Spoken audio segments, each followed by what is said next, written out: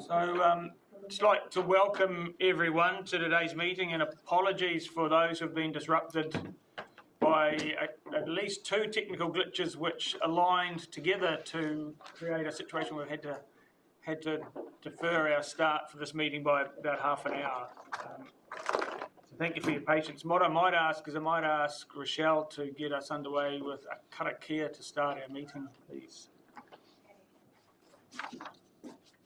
He honore, he kororia ki te atua, he maungarongo ki te whenua, he whakaro pai ki ngā tangata katoa. Ake, amine. Thank you. Just on in terms of health and safety for working in this venue, if there is an earthquake, the standard procedures are to take cover beneath a desk and drop cover and hold until the shaking stops. And then evacuating this facility following an earthquake or in the event of a fire or other emergency. The emergency exit is out this door here, down the steps in our assembly areas in the car park out towards Spey Street. There will be lunch provided at this facility during the lunch break, and there's cups of tea and coffee in the room next door, and I think there are toilets on this floor through the main door. Thank you. So I'd just like to talk to the purpose of today's meeting. So the purpose of today is to conclude deliberations by the Regional Climate Change Working Group hearing panel about changes to be made to the proposed regional climate change strategy prior to it being recommended to each partner agency for consideration and adoption. And it's also to provide the hearing panel with advice from staff to assist in their decision making. Today we will be working through in turn a number of recommendations which are summarised in the report. I just want to go through those recommendations in advance so we're familiar with what's expected of us. So the recommendation as read, it is recommended that the Regional Climate Change Working Group hearing panel resolve to 1. Continue consideration of the submissions received to the proposed regional climate change strategy. 2. Approve or not approve the draft decisions prepared in relation to the submissions. 3. Instruct staff to prepare the final regional climate change strategy in a way that reflects the decisions that the Regional Climate Change Working Group hearing panel has made at meetings held on the 20th of May and today, the 20th of June. Advise submitters in writing of the Regional Climate Change Working Group hearing panel's decision as soon as practical after the conclusion of deliberations on the proposed regional climate change strategy. And a note that the final regional climate change strategy will be presented for adoption by each agency by processes to be determined by each individual agency during July and August. I'm hoping those recommendations are quite clear for everyone, and I do acknowledge that there may potentially be further modifications or refinements to those modifications as we proceed through today's meeting.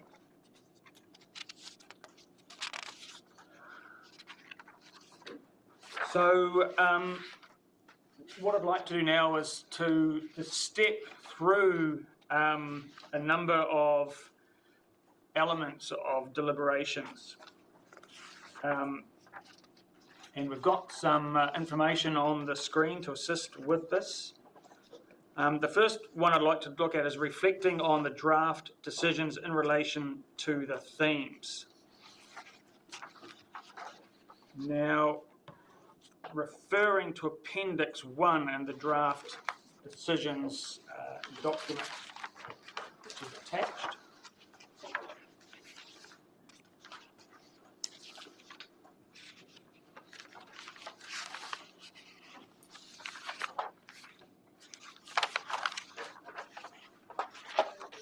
So what we've very helpfully got here is a list of the themes and the hearing panel responses, and in the third column we've got some changes to the proposed regional climate change strategy, and there's some highlighted information. So I'm on page 2 of that appendix. I'm hoping others are on that same one.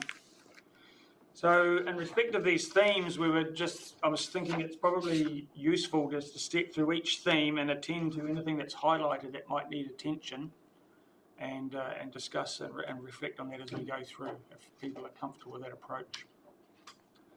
So the first theme was Council's identifying climate change as a priority. The changes to the regional climate change strategy based on the consideration of these themes, they are as follows.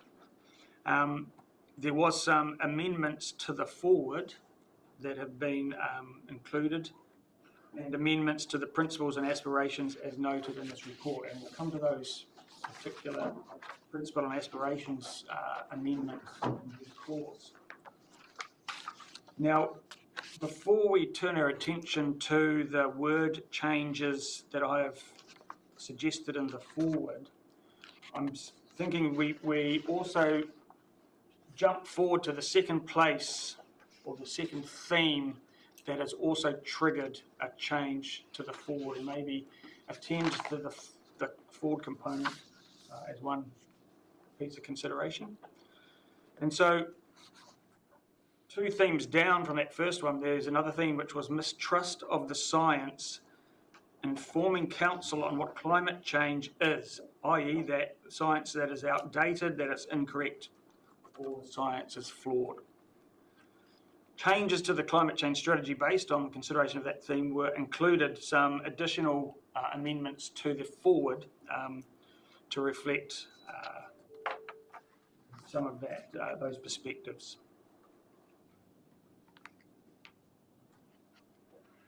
Beyond that, there was also acknowledgement within the strategy that irrespective of individual belief on the nature of climate change, as local government, we are obliged to consider international science and use this to inform a precautionary approach towards adaptation.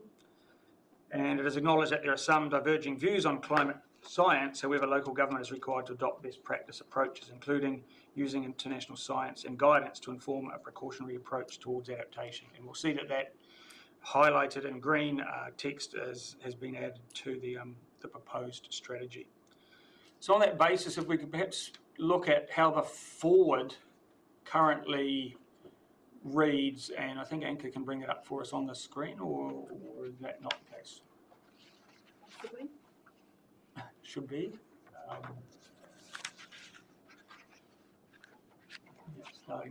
While she's bringing it up, I think it's very helpful to see the response, which I guess is the draft letter going back out to submitters, which is good. I'm just wondering, with that first one, the last few words, and that's Council's identifying climate change as a priority. Those last few words say have obligations in relation to emissions reduction. It'd be helpful to actually spell out there what they are, because it comes up 3 or 4 times through it. So just hold that thought, and we will come to that part of the suggestions. So in the forward, there's 2 broad changes that I've suggested, and a couple of minor edits. So in the very first paragraph, it now reads, Murihuku Southern Councils alongside Te Ao Marama Inc. are committed to a collaborative and inclusive approach in defining a regional strategic response to a changing climate.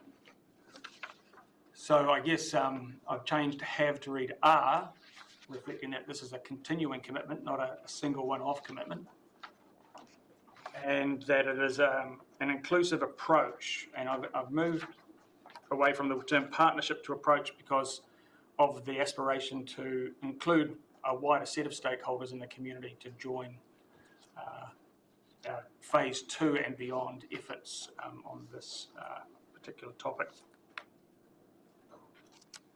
The next 2 paragraphs, which are new paragraphs, attempt to acknowledge that even though we've got a clear mandate which has come through from the public deliberation process, as well as recognising our role of local government in supporting community resilience, it's essential that our regional approach builds trust, confidence and capacity for ongoing community cooperation. So that was one broad sentiment, that we kind of can't shy away from our commitments as local government. We've certainly got to attend to our obligations to support community resilience. And in doing so, we want to continue to build that confidence, trust and capacity for cooperation. The second new paragraph that I've added there speaks to while the broad scientific consensus supports the reality of global climate change and its impact, we recognise that some individuals and groups within our community continue to question these findings. It is important to address these differing perspectives while firmly grounding our response in the best available science to ensure the resilience and well-being of our region. The only thing I wondered about that was whether the word broad might be better replaced by overwhelming.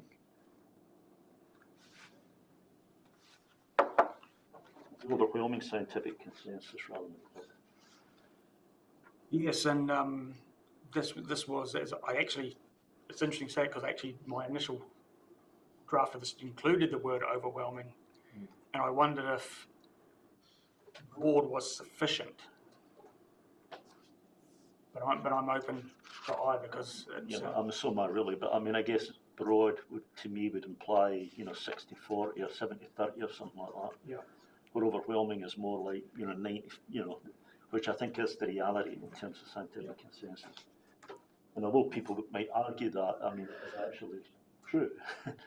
So I prefer that. I mean, I'm not unhappy with broad, but I just think, overwhelming might be more accurate. Any thoughts from the... I'd be quite happy to remove the adjective just while the scientific consensus, because it's not trying to inflate what the consensus is, it's a consensus, so maybe just the scientific consensus rather than... Yeah, that does it for me. Okay, so take broad out and continue just with that gone. Thank you. Any other thoughts on that? Those additions or changes? You mentioned the word obligations earlier, but it's written in the narrative, so wondering if firmly grounding our response and obligations, because that's kind of, I guess, alluding to the legislative requirement or various requirements that also may come in future with legislation and things. We have to firmly ground our response, but there's also some of that is obligation. Any thoughts on adding that in? Popped up when you mentioned it with what you're saying, but I realised the word. I'm just wondering if it grammatically, we're grounding our response in response to our obligations. So grammatically, it might not read as quite entirely. I guess our response, our firmly grounded response, stems from meeting our obligations. So it may confuse it to add that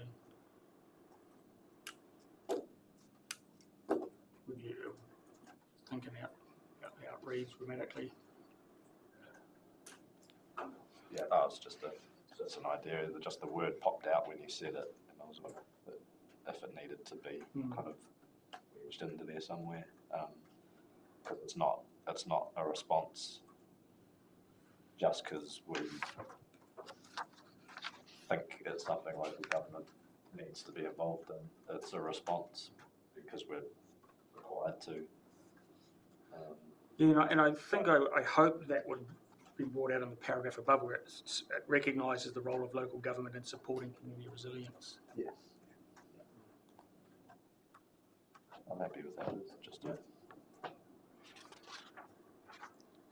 Are we comfortable at this stage to perhaps leave those, the one change, removing the word broad at this stage and working with that? Yep. Thank you. So then returning to the table in Appendix 1, the second theme was around the science underpinning climate change action. And in the changes suggested, changes the regional climate change strategy based on the consideration of these themes as follows. Stronger acknowledgement within the strategy of the importance importance of science and Mataranga underpinning climate change action, with an additional paragraph on page 8 to state science and Mataranga are fundamental to guiding a regional response to a changing climate. You've got that one up on the screen. Have you been able to find that one? There now. Okay. Page 8.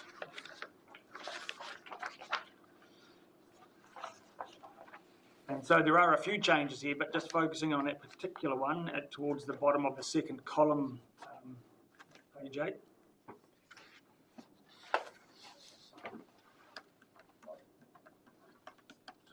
It's just formatting, it's space in the top of that third column where it says response.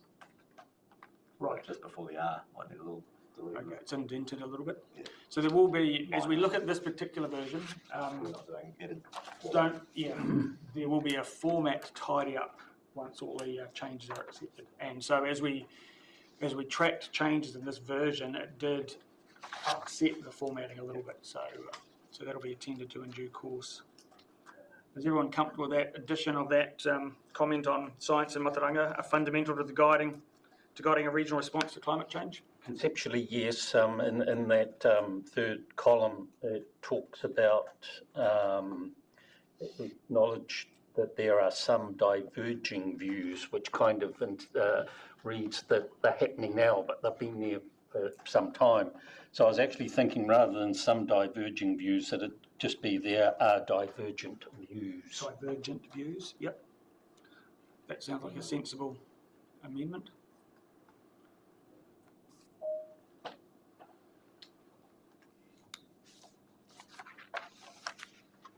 And I think we will return, that may come back up because that was a highlight from a point further down.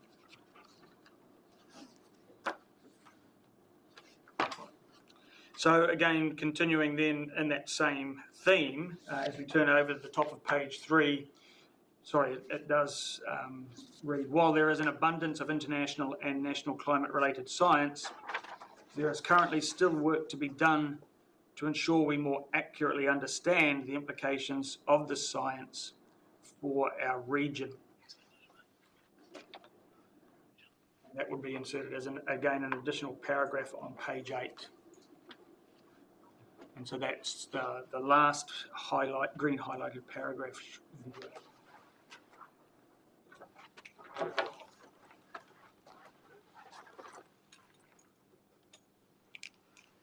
People comfortable with that addition?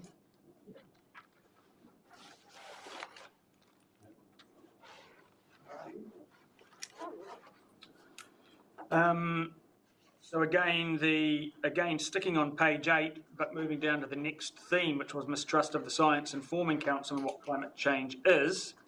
Sorry, can I just go back? Yeah. The phrase more accurately understand. You either understand or you don't understand, and if it's not accurate, then you're not understanding. Fully understand? Well, again, there is nothing particularly added by the two adjectives in this. Yes. I mean, understand is sufficient, I think. Yeah. I understand that the word accurate perhaps is the issue, but I suspect that there is understanding along a spectrum. It's neither, I don't think it's binary of fully understood or no understanding. I think there's a spectrum of understanding that we move along. Our understanding becomes more sophisticated, more nuanced, more developed, I would have thought. But whether that, as you move along that spectrum, you are growing more accurate in your understanding or more developed understanding, or... Yeah, if I use the analogy of children at primary school when they're taught a particular subject at a fairly basic level, yeah. And as you move on through university, you start getting into it in more and more depth.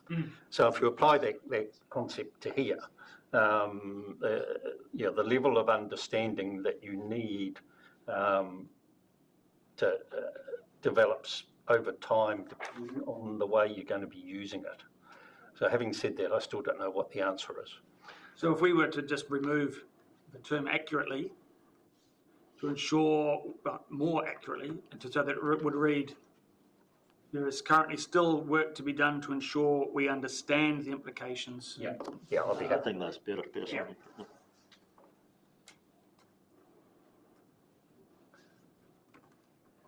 You happy with that, Matt?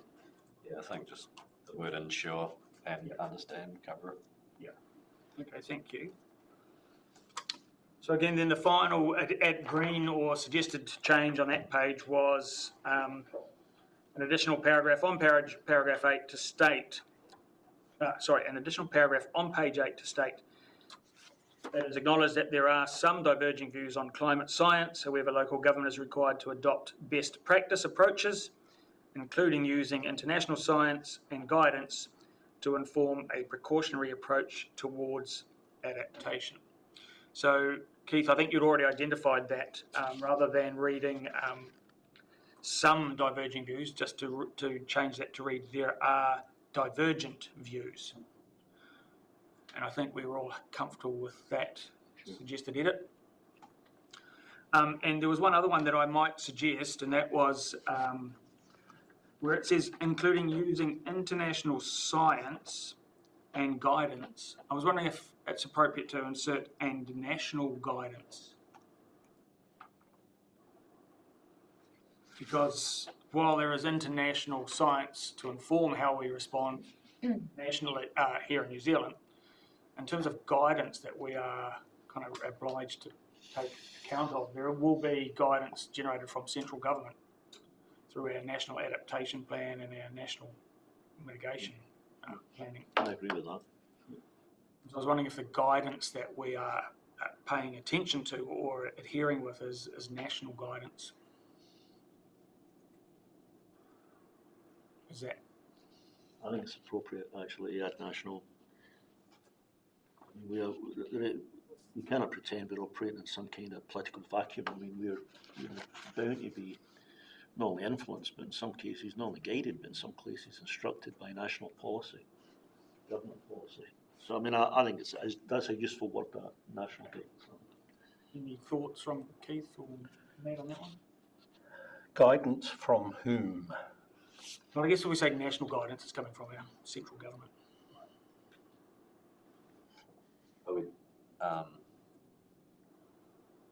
Are you suggesting adding international and national science and guidance? No, or it would read international including using international science and national guidance.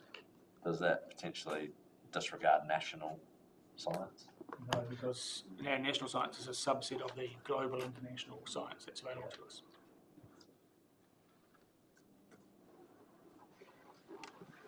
That would be acceptable. I think so. Thank you. So the next theme was that climate has been changing for millions of years and will continue to do so. Skepticism of climate change, i.e. that it is a hoax, that it is a joke. Changes to the regional climate change strategy based on consideration of this theme as follows: acknowledgement of the varying degrees of acceptance within our community of the causes of climate change in the forward, with amendments on the second paragraph on page 6 as follows. Sorry, just to interrupt, I have a text message that says the streaming is not working.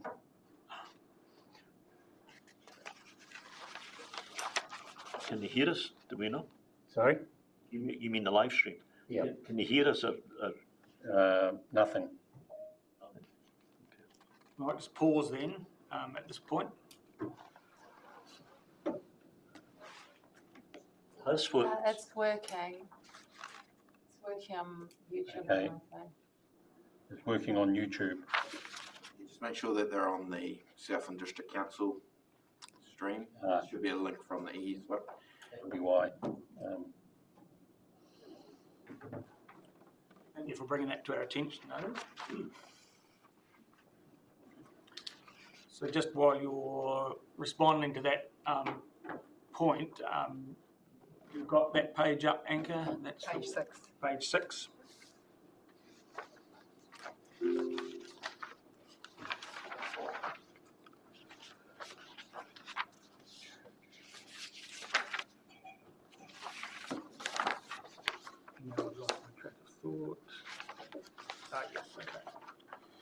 And so there is some of the text has been suggested has been deleted.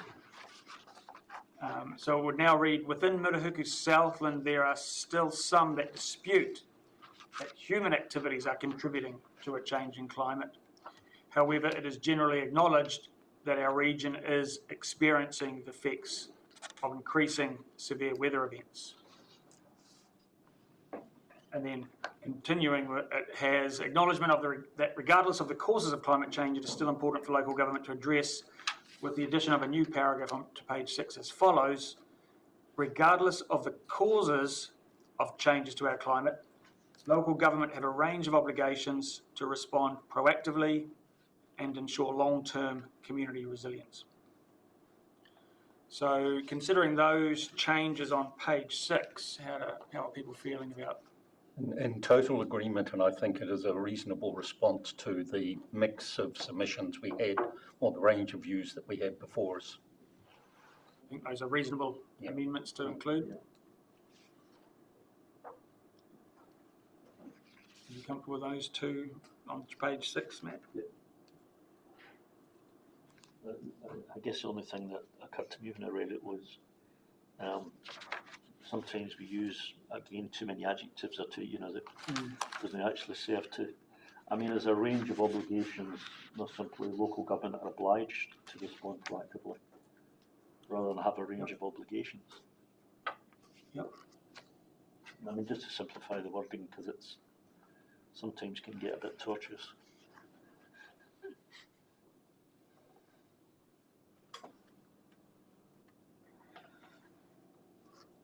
I think that's a sensible edit. So it would read, regardless of the causes of changes to our climate, local government are obligated to respond proactively and ensure long-term community resilience.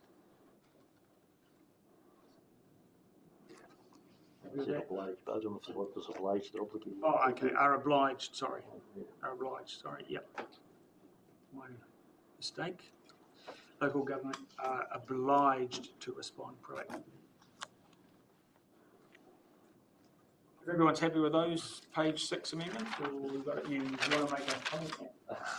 I'm trying to not I know you do. I'm trying to not add too much new thought at this point, but the only thing on this page that I do wonder is the title of the page being Our Changing Climate.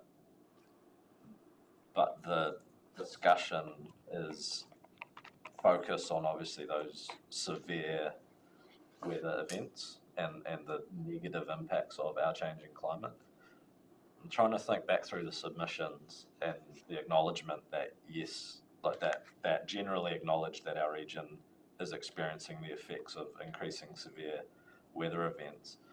What was acknowledged was that the region is experiencing changes within the climate that include severe weather events, because some of those changes of climate that were discussed aren't necessarily negative severe weather events. They might be an increase in something, meaning a change of agricultural opportunities or something. It's like it's been acknowledged that there may be some positive opportunities from a changing climate, and that's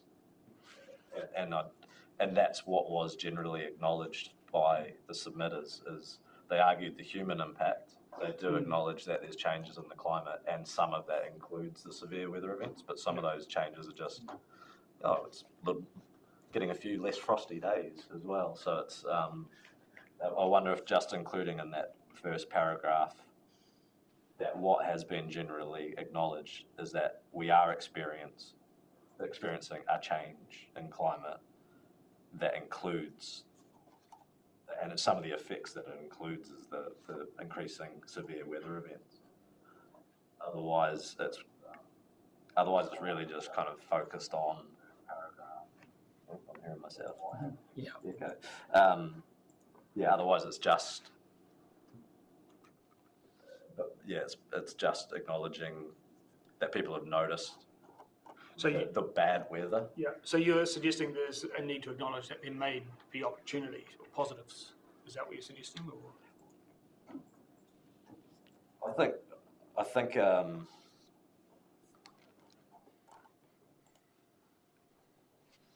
I'm just trying to think back through the submitters that were in this particular paragraph discussing those that were disputing the human activity. What they generally did acknowledge is that the region is experiencing a change. It wasn't 100% that what they're experiencing is severe weather. Right. It's yes, we notice the climate is changing, and we have also noticed that with that comes an increase in severe weather. It wasn't just 100% focused on, we're noticing severe weather. So just, I'm wondering if between experiencing the effects of a changing climate, including increasing severe weather events. You've got a suggestion, Rachel? You've been... Yes, in response to the councillor's suggestion, I wonder if it's, however, it is generally acknowledged that the region is experiencing a changing climate, including increasing severe weather events. Yeah. That, but the other point you made there was, I think, also important. Is there anywhere in this document where we have acknowledged that there may be some opportunities for Southland that come from climate change?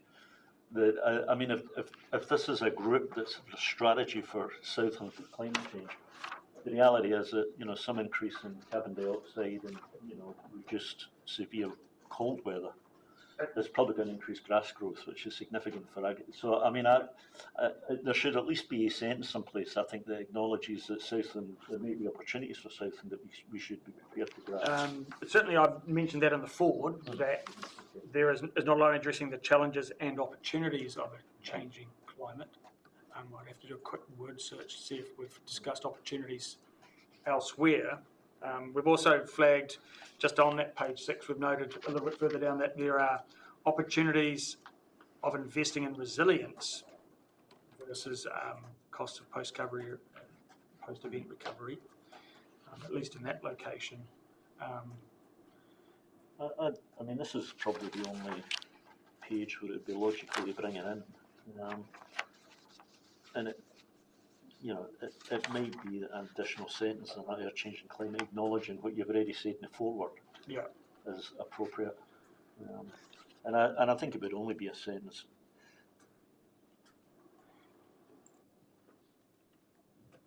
Southland must also be prepared to grasp the opportunities which may come from a warming climate, something like that.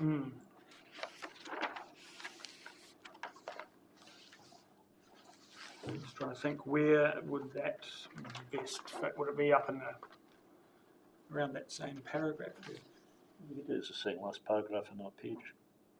Sorry, the last paragraph? Second last paragraph of that page. So Southland should also be prepared to grasp opportunities which may come from a warming climate. It would logically fit in as a second last paragraph, I think.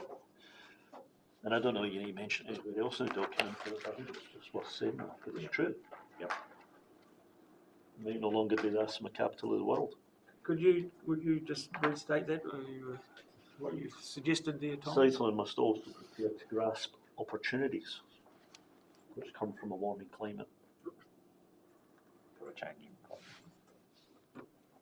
Yeah, but it's warming. Grasp opportunities that come with a changing climate. Well, say that may come. They come. I mean, it's specifically the warming climate, I think.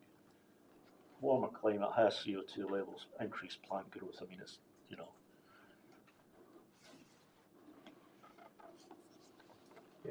I know that in the farming community, there's a range of perspectives that does also bring positives, but also additional negatives, like travelling to Christchurch this afternoon to attend a facial eczema workshop tomorrow. So as the weather warms, arguably the spread of some of these diseases encroaches into regions where it hasn't been before. So it's not always some of these creeping changes that are upon us are negative as well as so biosecurity is certainly one that in animal health is a concern for some. But that I've got what it reads at the moment is Southland must also prepare to grasp opportunities that may come with a changing climate, and adding that in Second last paragraph in that second last page. paragraph. Thank you. No other comments on that particular page? Through you, Chair, just wondering if Councillor Wilson's suggestion about, in terms of making that severe weather events an example for that paragraph, whether you wanted to add a second example to try to illustrate the balance. So the one you mentioned was about the frost days, or whether you're just happy just to leave it with the one example. What's the example that? Could you read how you? Rachel had, we're experiencing a changing climate, including the effects of severe weather events. Was that Rachel? The region is experiencing a changing climate, including increasing severe weather events. And so including additional or less frost days and increasing severe weather events, just to make it just to try and bring a bit more balance to the fact that we're always focusing on the severe, picking up on your point that we're always focusing on severe weather events. I mean, I think focusing on like a frost event is too specific. I was just reaching at that as an example to say that we need to acknowledge that it's not just the focus on severe weather events. I think, I mean, personally, I just think that what we're commenting on here is that we're acknowledging that there's dispute about what's causing climate change, but people acknowledge that it's happening, and with it, they are also acknowledging that severe weather events have increased. We could then go down a rabbit hole of what else has been noticed in acknowledging a changing climate. I just wanted to include that it's more than just the severe weather events, but the rest of the page kind of does then focus on that element of severe weather events, so it segues into the rest of it nicely. It's just putting that little filler piece in first to acknowledge that in general the climate's changing. Thank you. So on that basis then, it looks like those amendments with those edits that have been suggested on page 6 acceptable to everyone.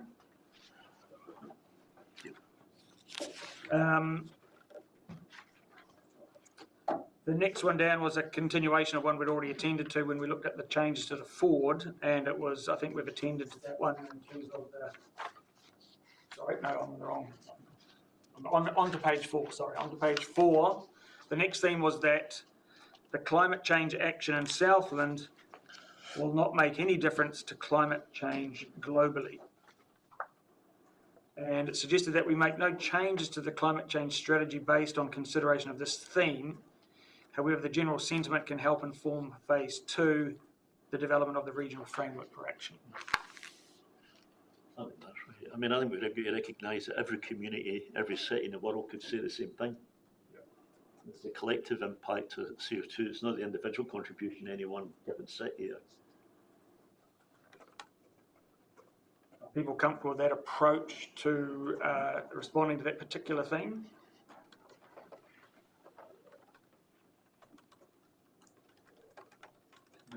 Probably the more important point is that we have a statutory responsibility in the RMA. That I think is the first point. It's almost to me the lesser point is that small steps lead to big journeys. So small change is worthwhile. So it turns around in terms of the order that's written there. I wouldn't tie it to any particular act, because the issue is the act can change and then suddenly people say, well, is it no longer? So rather than quote the RMA, it's a more general point you're making, I think. You know what I mean? Mm-hmm. So I guess the key point is it's not triggering any further edits to our strategy document as it stands. It doesn't require any changes, because essentially if we're underpinning the process with science, globally, if every region and city in the world have their own strategies and do this stuff, then over time, the long life of the strategy, the updating of science will indicate what scenarios we're looking at. So it may be that even if we do our bit and no one else does, then we have to adapt even more. But, yeah, because it's a global thing, and that global approach will change what the forecasts through scientific discovery will show. So if people are comfortable with no change to the strategy in response to that particular theme, the next theme was opposition to modelling. And again, it's suggested that there are no changes to the strategy based on consideration of this theme. However, the general sentiment can help inform phase 2, the development of the regional framework for action.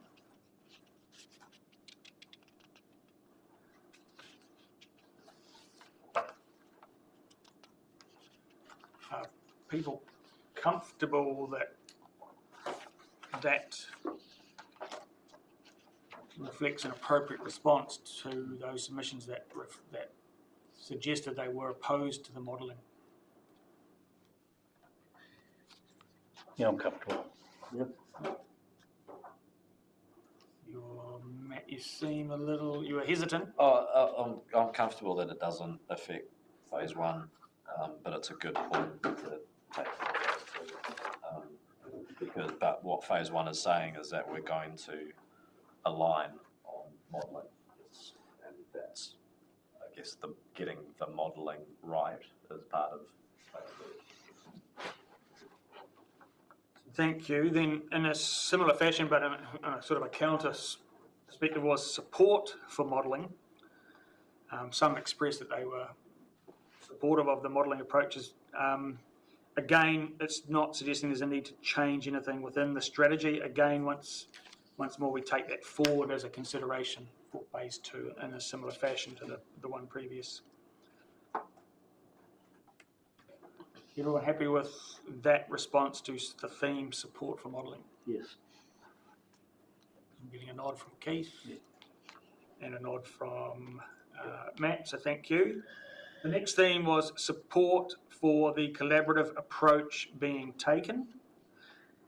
And once again, no changes to the strategy based on the consideration of this theme. However, the general sentiment can help inform phase 2, the development of the regional framework for action, and in particular with how to create action pathways towards achieving aspiration 11. I saw part of the intent of those submissions was to actually widen the groups that we were consulting, particularly in the next phase, and it'd be good to see some reference to that as part of the response back to them. Yes, and I think some of our dialogue later in the report also responds to that sentiment as well. And it's certainly something that we've already started thinking about as we start thinking about our next working group meeting, which attends to that particular aspiration as well. So in effect, it is already informing our phase 2 work. So what I'm hearing is that everyone is comfortable that there's no changes triggered to the strategy based on that particular theme? Yes. Through you, Chair, that other theme that's quite related to this is further down, support and opposition to a broader engagement approach being taken.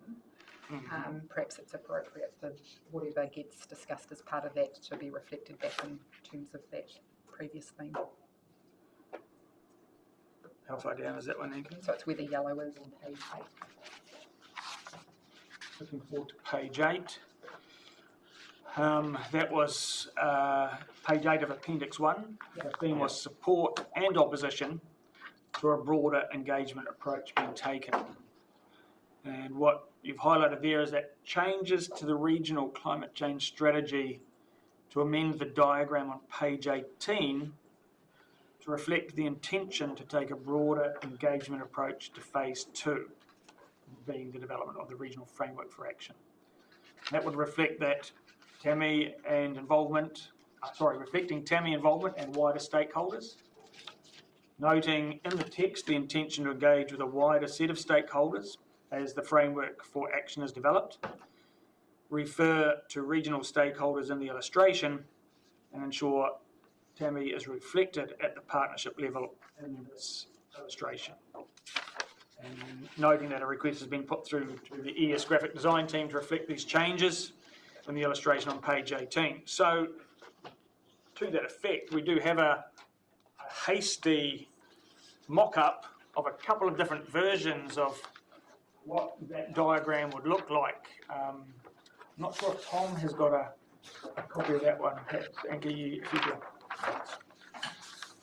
So Tom, this is a handout that Anka's going to capture for you in a moment, or pass to you in a moment.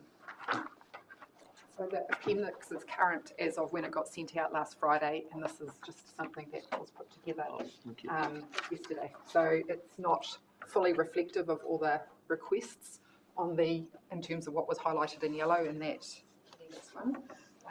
But my suggestion in looking at this is that perhaps by resolving this, you may also want to bring that back to respond to that earlier theme about the collaborative approach. So essentially what we've attempted here in this diagram is to perhaps put a wider box around the regional alignment box that was a feature of the original, adding within that there will be community collaboration, informing those different plans and or projects that emerge under a regionally aligned approach. And Te Ao Marama also as a key partner providing input to that. As I can ask, though, Chair, whether Te Ao Marama is somewhat specific. That's a good point, and we were wondering if maybe move Te Ao Marama Incorporated out to the flank on the left-hand side as one of our key partners, certainly from an environment southern perspective, and underneath perhaps amend community collaboration to read community collaboration and perhaps mana whenua collaboration. I don't know personally necessarily see Tammy as being, at the same level as the other ones up here. I mean, level in the sense that it's sitting in the diagram. But I agree with you that mana whenua is a better word that sits below it. Yeah. Because Tammy is a entity which could change at any time. The point is mana whenua. I agree, and I raised it earlier before you arrived. Okay. Yeah. So we're suggesting that certainly community collaboration remains within that expanded box, and mana whenua collaboration also as articulated as in lieu of the text Te Ao Marama. So that nobody misunderstands, the point isn't anything other than the fact that Tammy is an entity which could change tomorrow depending on how the Ranaka decide to organise its work. Because this isn't about the process so far. This is very much about the next stage. Yeah. It's indicating or signalling how phase 2 is likely to be, most likely to be managed. Any other comments on? And we would certainly just want to tidy up the formatting as part of our tidy up work to make that visibly sensible and attractive. I've got a comment on the text going back to the people and I guess the concept as well. In general terms, we're describing there we're going to take broader engagement. I think for those people that have lodged the submission, we should actually give a commitment in the letter going back to them that we will include them on the list. Okay, can you, it's a good point, maybe just hold that for a moment. I just want to make sure we've fully attended to the green edited... or yellow as the case may be. Well, the yellow for the diagram, but it connected back up to a theme back up above, which was page 5, which was support for the collaborative approach being taken, which in and of itself didn't trigger a change to the strategy other than connecting to the change to the diagram being suggested down on page 8. So I just wanted to check in respect to that theme, support for the collaborative approach being taken. Are we comfortable that no specific changes emerge from that particular consideration of that particular theme, other than carrying that sentiment forward to our phase 2 work as key consideration. I would say though, Jez, so I'm not sure if I'm addressing your question, but I actually find that diagram quite difficult to grasp. And you know, we're fiddling with words in it, which is fine. But I mean, I personally think that somebody should maybe go back to first principles and think if there's a better way of presenting that. I find that I don't. It's opaque to me, that diagram. I get all the words, I understand it, but I'm not sure if the diagram actually would be the best way of presenting it visually. Yeah. You know, the original designer of the diagram would find it difficult to change it at times, but I just think a fresh set of eyes maybe on what's trying to be captured by it and see if there's a better way of presenting it visually. Just to zoom out and review or go back a little bit in time as to why this diagram emerged, it was because of the very strong sentiment that there was insufficient time in the first period that we were undertaking phase one that we could complete a thorough and complete package of what might be considered a full and complete strategy. So we did the principles and overarching aspirations first, and we acknowledge that there will always be a need for a phase two piece of work, the framework for action. And this diagram was attempting to illustrate that the two are very closely connected and to indicate what might be the likely outcomes of that framework for action, of informing individual council action plans and also potentially influencing collaborative projects where it was seen as appropriate for more than one council or two or more to collaborate on a particular issue. I've got a little idea just on how, I guess, my perception of the framework for action and what we've discussed of adding in community collaboration and it's community collaboration and whenua. Wondering if collaborative projects is actually the bottom line. So framework for action, regional alignment with the individual local government council action plans that are regionally aligned, and then in the partnership and collaboration with community and including mana whenua, that will then inform collaborative projects, because the collaborative projects will be the outcome of potentially multiple council agencies also collaborating with community, private sector, individual renata, te ao marama, community groups, anything. So I almost feel like the framework for action is going to create regional alignment, and then through partnership will create the collaborative projects. That will be basically the output of the framework for action. I had actually thought almost the opposite, but I understand your point, which is different from what I was going to say, because the importance of community consultation sitting above the action plans is important, and we don't have that at all. So I mean, it's a hierarchy, you know, principles, aspirations, communication engagement, maybe consultation, you know, and you know, it's probably, even though it wouldn't look quite as fancy, it'd probably be better presented as a hierarchy. I think we should, as well as your point, which is underneath the boxes, you know, you've then got, you know, collaboration but I think above the boxes, you've also got the need for consultation. Because at the moment you look at it, it's kind of almost working in a vacuum. So that would be moving community and mana whenua up above regional alignment, and then the bottom output being collaborative projects. I think that's right. Yep. That's hopefully what the framework for action is going to. And so what that does, it doesn't really introduce anything additional. It just is rearranging the sentiment around the hierarchical flow of influence within that arrangement. So we're talking about taking this diagram, extending the box around the regional alignment, moving community collaboration and consultation above, mana whenua collaboration above, and moving collaborative projects down one level. Yeah, it's probably the word above is probably consultation, and the word below is, below the box is probably collaboration. Collaboration, yeah. Partnerships up the top.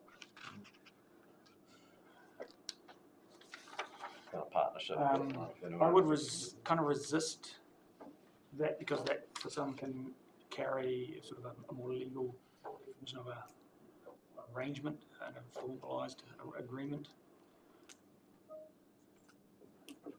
Okay, so those are changes to be made to that particular diagram, and we've jumped ahead to attend to that one because it linked to one of the themes we were considering. So on that basis then, returning to page 5, and it's the third theme listed there, that is that consideration of equity is required as the impacts of climate change on communities will not be experienced equally. And this did trigger one very modest edit to the strategy, and that was how does it read here? Changes the strategy to include a stronger acknowledgement of the need for the consideration of equity, with the additional wording to the principle kotahitanga inclusivity. The third bullet point on page 14 as follows: create a fair and equitable transition to our future. So simply adding in that term equitable.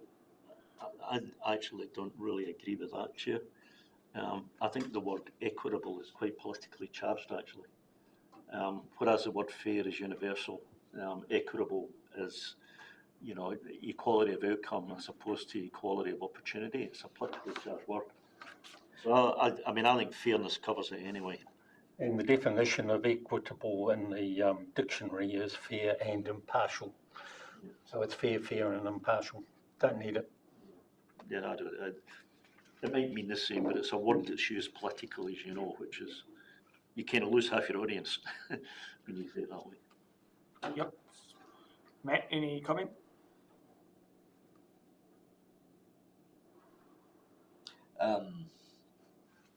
Yeah, I mean, it's just semantics. I think it was obviously in response to that word being used during submissions and recalling that it was originally that draft stage included as a word. So through the submission process, it ended up back in there.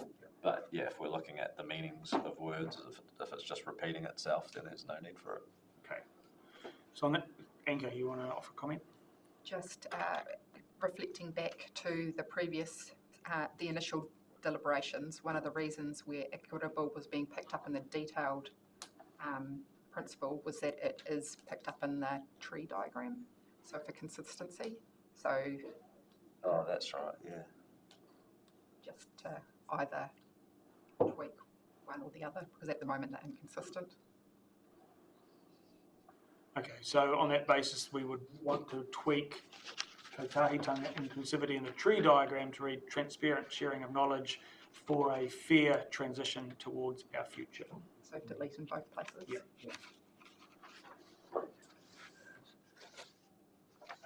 Is the panel comfortable with those two suggested changes? So we're changing the tree diagram and we're not accepting the proposed change suggested in Appendix 1.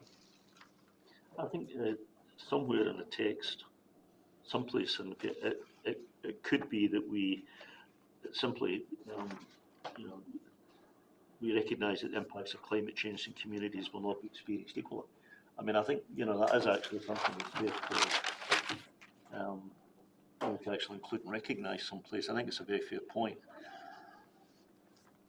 But when you say about equitable transition, it means a different thing. Even though the words might mean the same in the dictionary, it doesn't actually politically mean the same thing.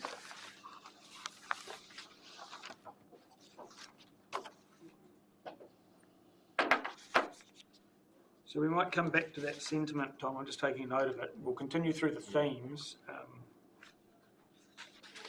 and get through that part of it. So the next theme in Table 1 was support, with some recommending an earlier goal for Southland becoming a net region net zero region by 2050.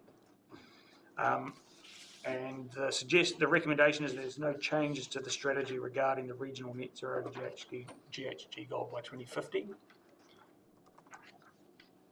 Some explanation for that. So I just want to check if people are comfortable that that particular thing wouldn't trigger a change to our strategy at this point. Where does it come up in the text of the document? Where it's one of our aspirations under mitigation. Okay. I'm just flicking forward. Our aspirations number 5, where it speaks of each of the councils becoming net zero organisations by 2050 or earlier. And the and earlier to me is the key. Yeah. Or earlier. Yeah. The only thing I had thought about there, and I don't know if I'm going to suggest any change, but our 2050 target is aligned to the national target. If the national target was to change, which is not possible, because national targets are changing all over the world at the moment. If the national target were to change, would that change our target? So, I mean, I just wonder whether the zero regime, on a timeline the same as New Zealand's or something. I'm not really suggesting that word to change, but I think we should just think about that context. Yeah.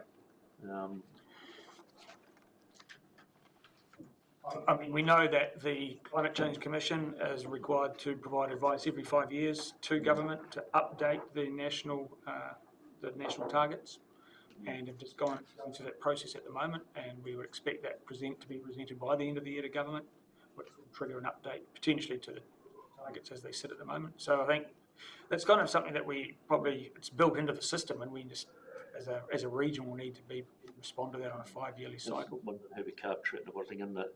I gave the example of being pushed to 2070. Suppose the government changed it to 2045.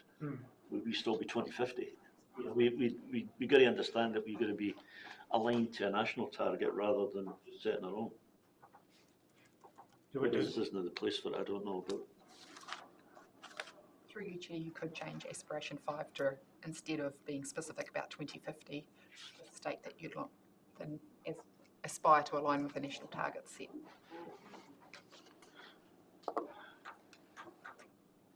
I'm more inclined to leave it as it is, and I think that particular point you raised on is that's something that we will need to carry forward into our continuing work into phase 2 and beyond, whatever follows, because we're currently working with what government has directed at the moment. And as I say, we've noted earlier that we need to respond to national guidance. If that guidance changes, then I guess we're going to need to change as well. So why don't we add another asterisk to the 2050 and say that we've chosen that date because it is set by statute? And if part of any strategy and plan, you're always doing monitoring, and if that monitoring shows a change in the government position, then you've got to review your documents. The only reason is that I can't guarantee that each councillor who has to date adopted that as a target, I can't guarantee that that was the rationale in each case for them doing so. But if the councils adopt the document that we're now working on, then they're committing to it. In the same way that later on it talks about number 6, by June 2026, councils will look at their greenhouse gas baseline. And I see that as, if it's adopted by the Gore District Council, it's committing to include it in its long-term plan. I'm just a little bit hesitant to mess with this particular aspiration, knowing that each council has already considered the draft strategy and accepted in its current form. I would just be a bit hesitant to be shifting that particular aspiration too much from what has been through the ringer already with those councils. Would be my personal perspective on it. I think the number 6 is, rather than 7, is the one where, I mean, Invercargill City Council have adopted that we would be net zero by 2050. But that is with respect to the council's emissions, not with respect to Southland's emissions. So I think that can be, I mean, I think an individual city council might have something for their own emissions. But I think the number 7 is about, you know, the whole America.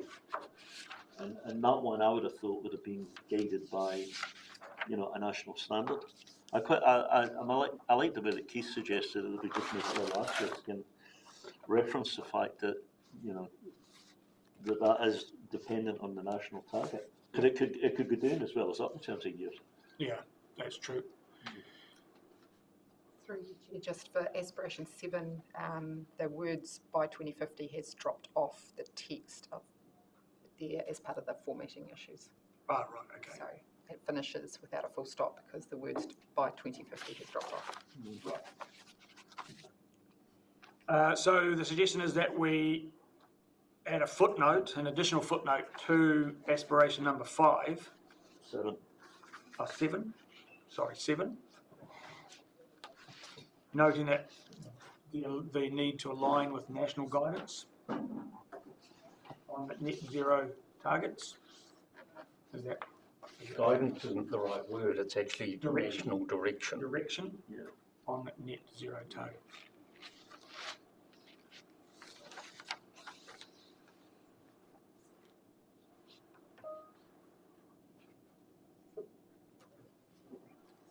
Any further comments on that particular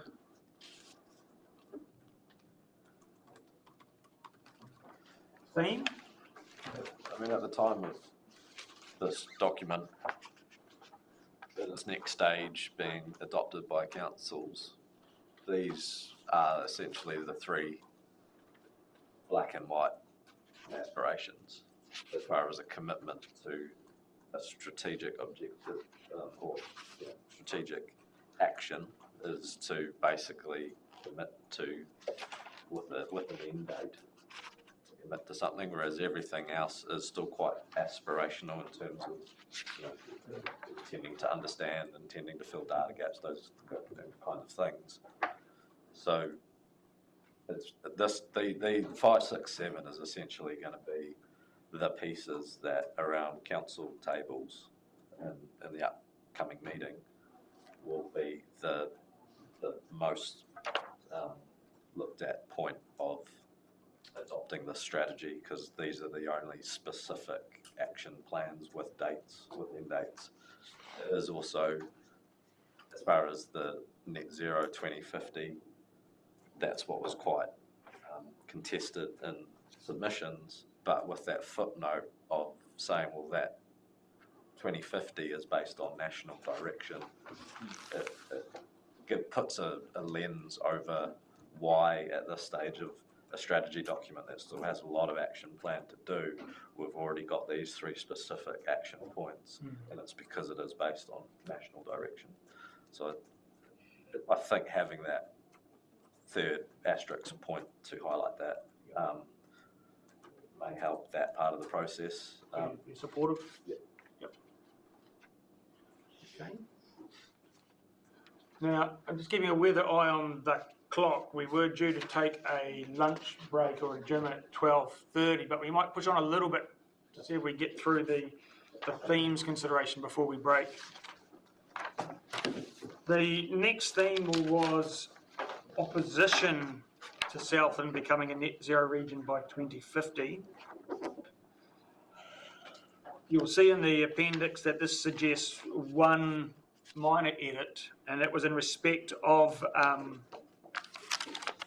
aspiration 7 on page 16, and that was to change the word leading to read enabling. So councils understand their role in enabling Marahuku Southland to become a net zero region by 2050. Appropriate. No other comments, or is a broad acceptance of that edit?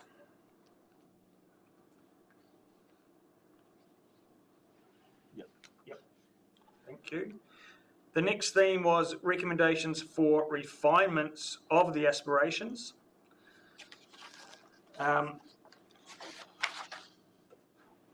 So there was one around, one need that was identified around the need to acknowledge the need for regional advocacy nationally.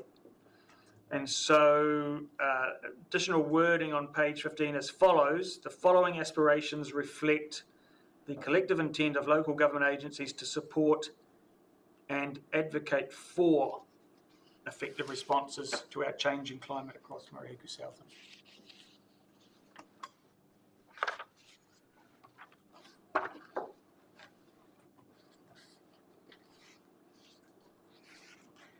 How do people feel about that inclusion or of the advocacy function?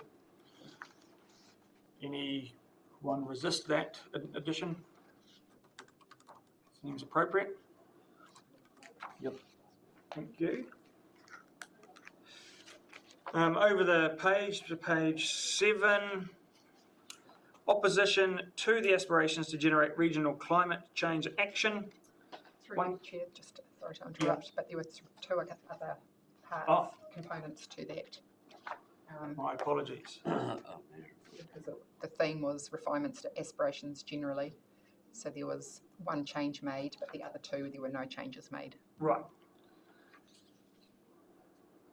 One was around you talk about the measurability of the aspirations, and no change because it was intended that will be addressed in phase 2. And no change is the regional climate change strategy based on consideration of the similarity between aspirations 3 and 8. And that was because 3 was an overarching aspiration and aspiration 8 was relating specifically to adaptation. Thank you for drawing that to my attention. Is there any further comment on those ones? It's good points for phase 2. Yep.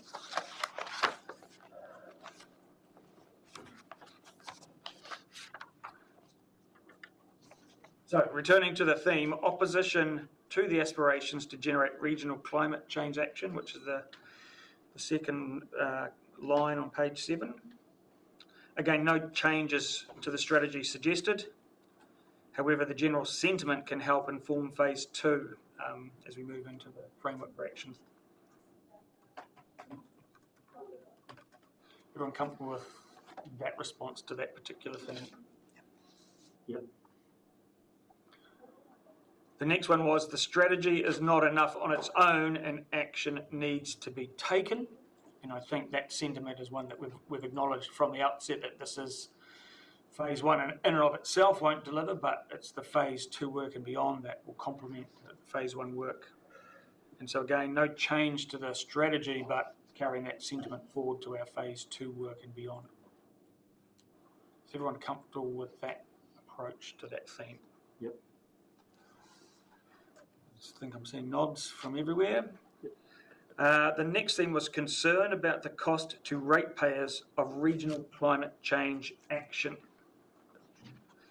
And so there was a suggestion that some edits would be appropriate here. Additional wording to the second paragraph on page 18, which is quickly flicking to that.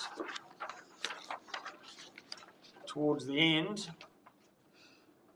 So the first one was the paragraph that reads, it will be important to determine what the ongoing steps will be, the costs and opportunity costs associated with these steps, as well as the roles and responsibilities of each agency to support these pathways. And a little further down, the resulting pathways will inform the setting of regional priorities. The new part there will read, there is a need for a balanced assessment and understanding of costs of action and inaction, brackets, economic, social, cultural and environmental costs, to help inform future long-term planning cycles, keeping in mind the agreed principle of doing what we can now with what we have now. Yeah, I absolutely agree with the sentiment. I'm not 100% sure how many people know opportunity cost means, but it's right. Yeah. And I think any other When I read that first one relating to the cost and opportunity costs out loud to myself, it doesn't actually flow. And I'm wondering if you take out the comma after the word be and put including the costs and opportunity costs associated as well as the role. Yeah. So adding in including costs and opportunity costs. Yeah, or having regard to. I prefer the second, having regard to is better, actually. Having regard to. You comfortable with that one, Matt? How does it read now? It will be important to determine what the ongoing steps will be, having regard to the costs and opportunity costs associated with these steps, as well as the role and responsibilities of each agency to support these pathways.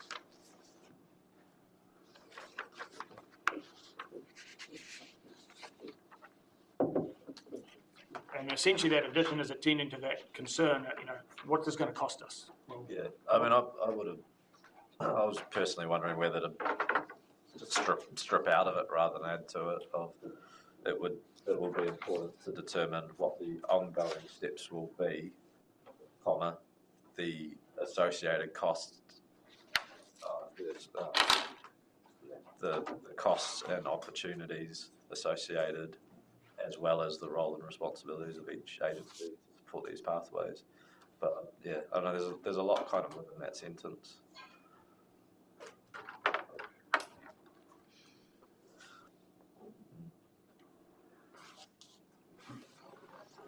So I'm noting your concern. I'm wondering if actually it's helpful to actually delete the phrase I don't think we need the with with these steps. Yeah. But then it's trying to figure out the costs and opportunity costs associated. So I would say it would be important to determine what the ongoing steps will be, having regard to the associated costs and opportunity costs. Associated is better when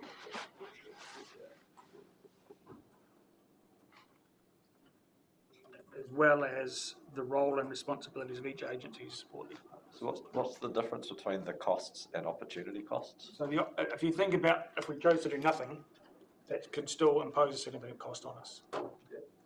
So it's what's the cost of the next second best choice that you could take in response to a particular situation. well, an obvious opportunity cost is where there's an opportunity for, say, to build a new factory in Southland and you decide not to do it, right? That's an opportunity cost for going.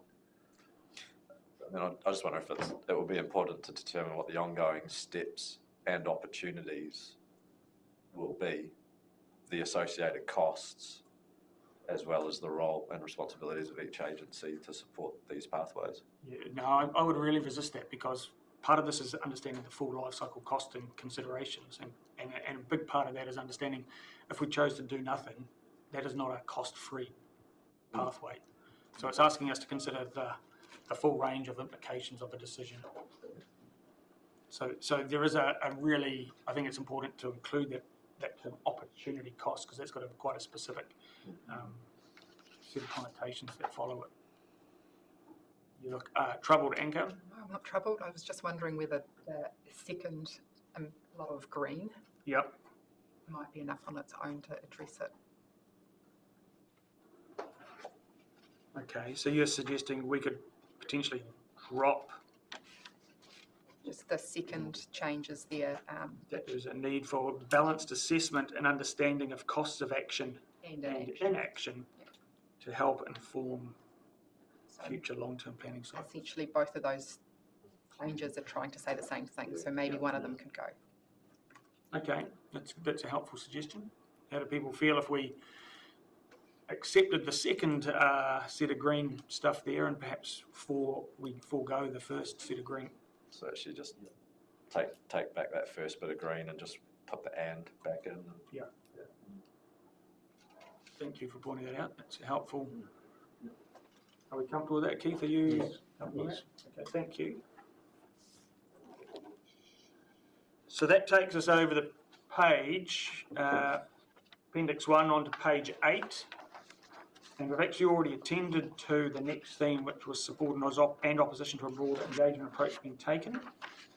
And we attended to that by talking about the changes that would need to be made to the diagram on the on page 18.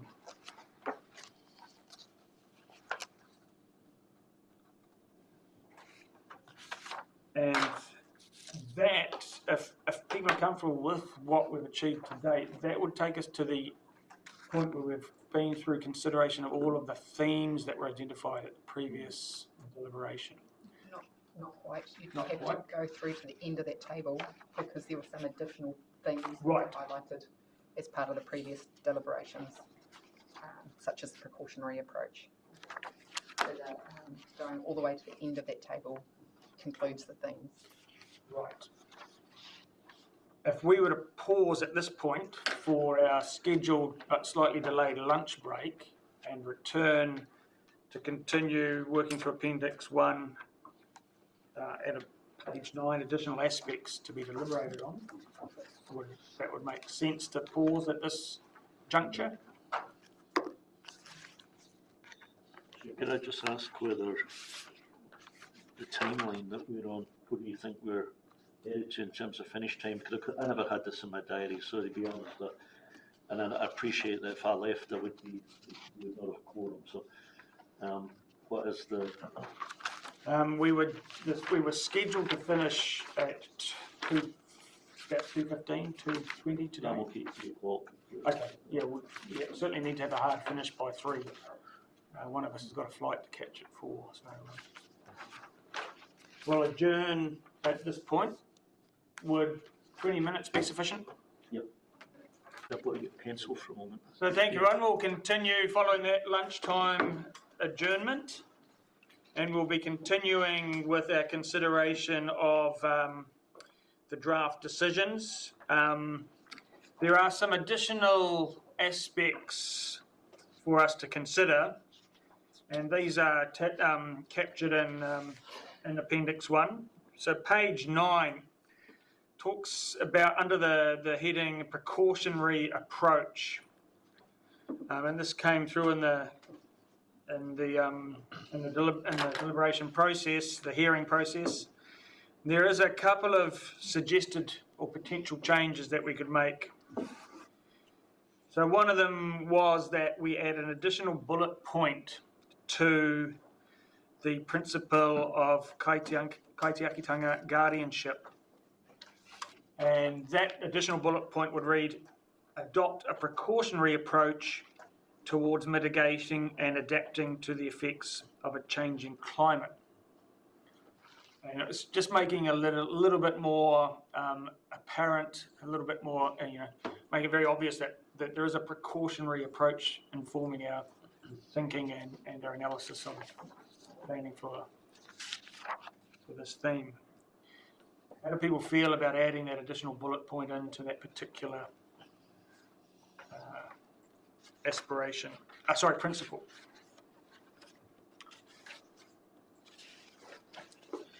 That's reflected on page 14 of the.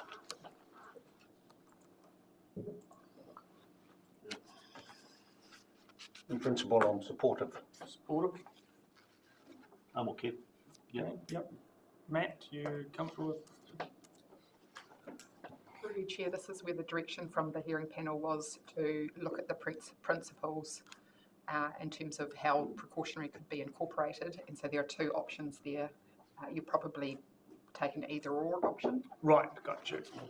So the alternative was to add it in respect of the anticipation principle, which would be to amend the second bullet point to read, create proactive and precautionary pathways for action, doing what we can now with what we know now. The note I made was, given the first one, we didn't need the second. Yeah. So it was one or the other. Yeah. And personally, I think my preference would be for the first of those 2 suggestions.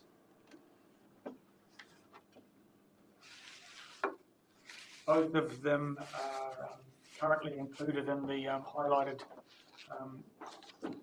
detail on page 14 of the draft that we've got. So your preferences for the first of those two? Yeah. Do you have any thoughts on either or, Matt? Yeah, I agree. Precautionary approach, the first option. I think the proactive pathway comes from a precautionary approach. So yeah, I believe in including it in the first option. Okay. And any thoughts, Tom, from? I was okay with what's here, but. Yep.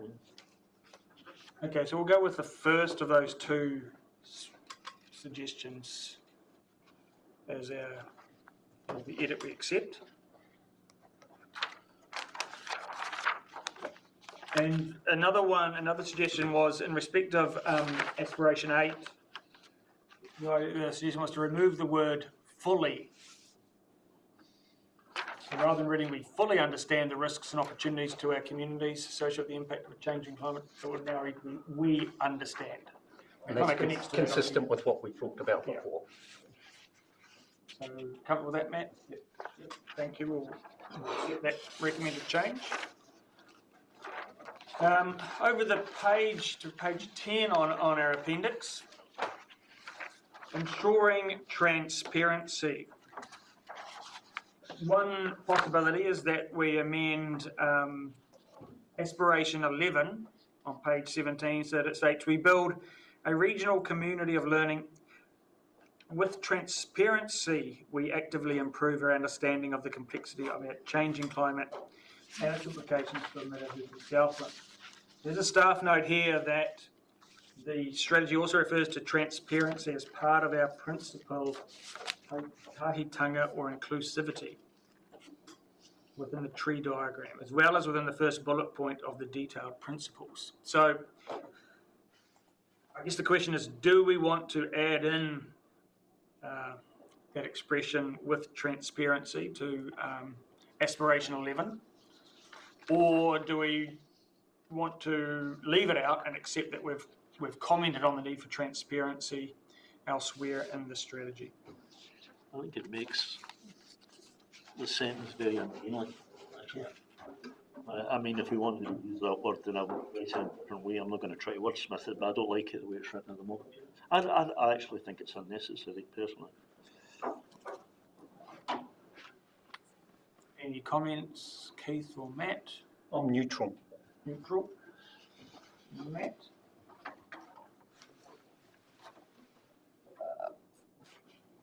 I must admit, I probably align with Tom. I think it's an unnecessary addition.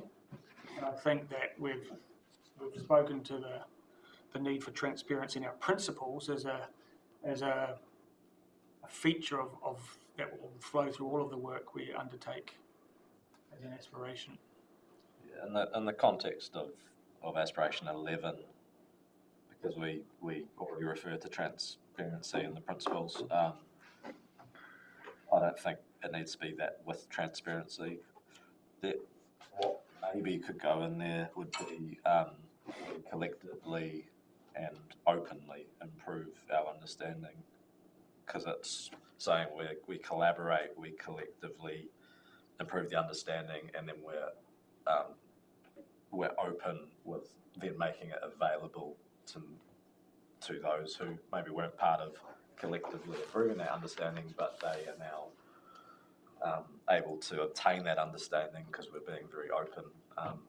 And it does reflect transparency, because there's that whole thing of building a regional community of learning, but if you learn something, it's how do you actively, it's more than just transparency, it's how do you kind of put it out there as well, so that those who weren't necessarily involved in building that knowledge and understanding actually exposed to it or made aware of it.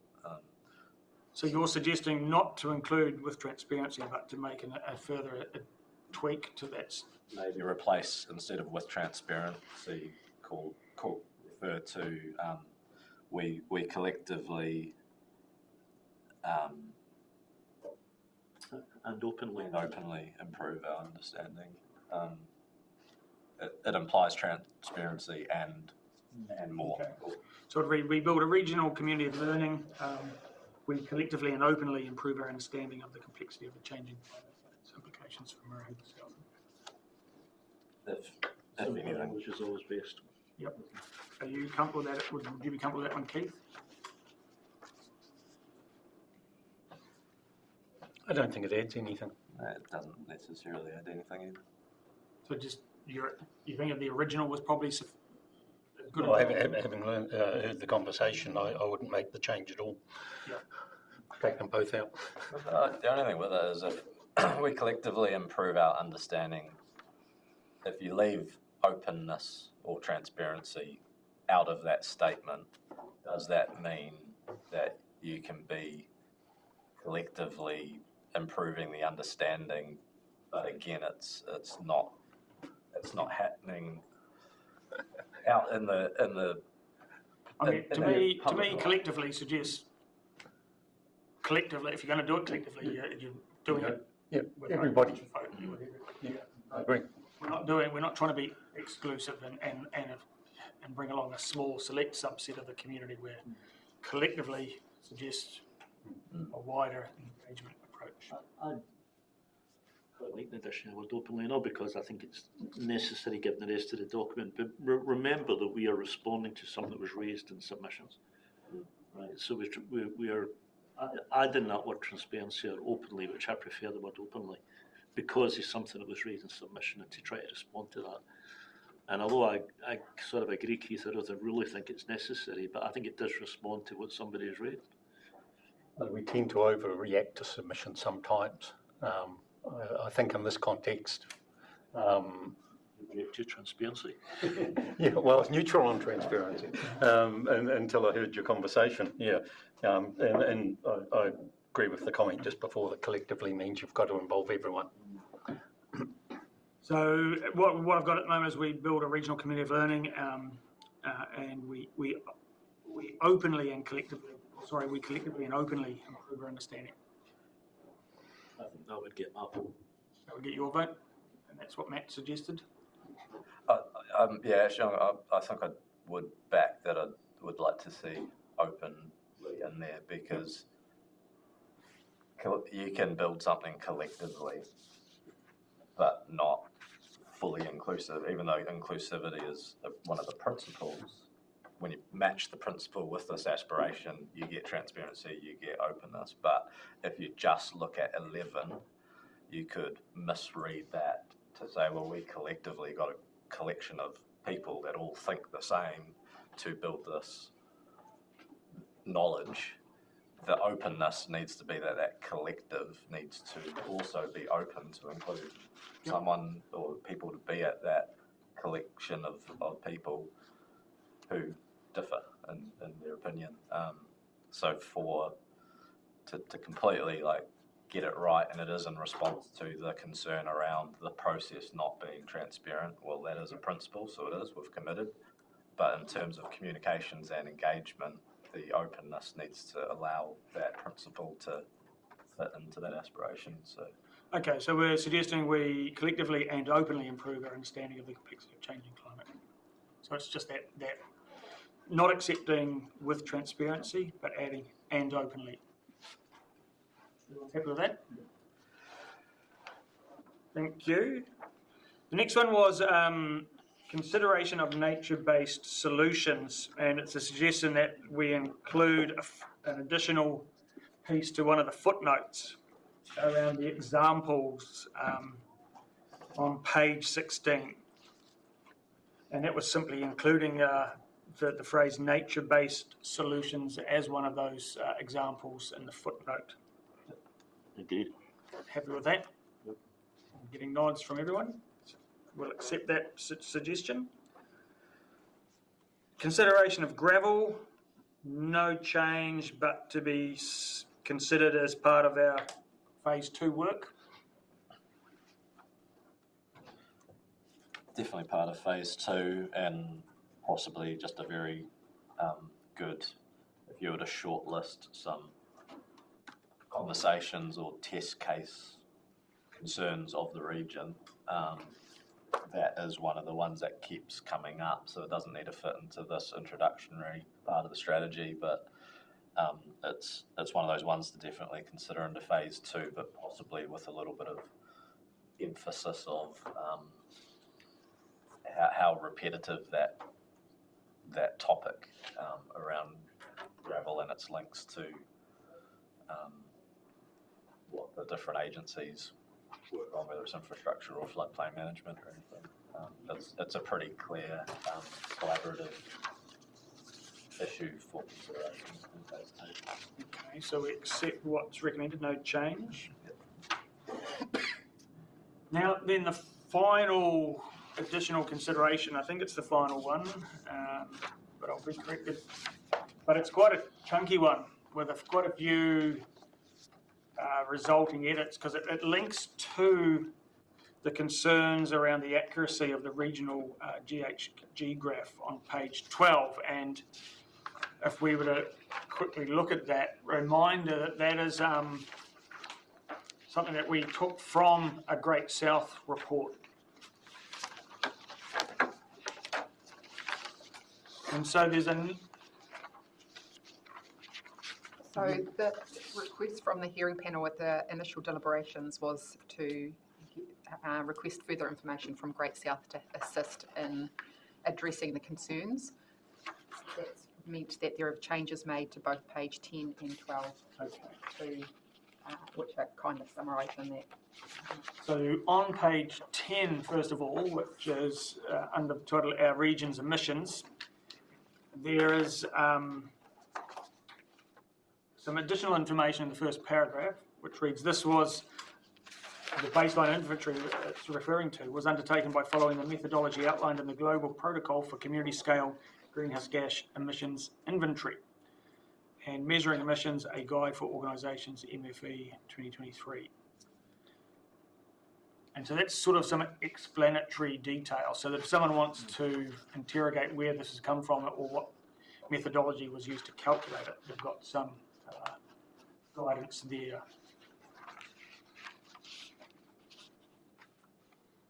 So looking at those changes suggested on page 10, does that make sense to people as responding to that concern?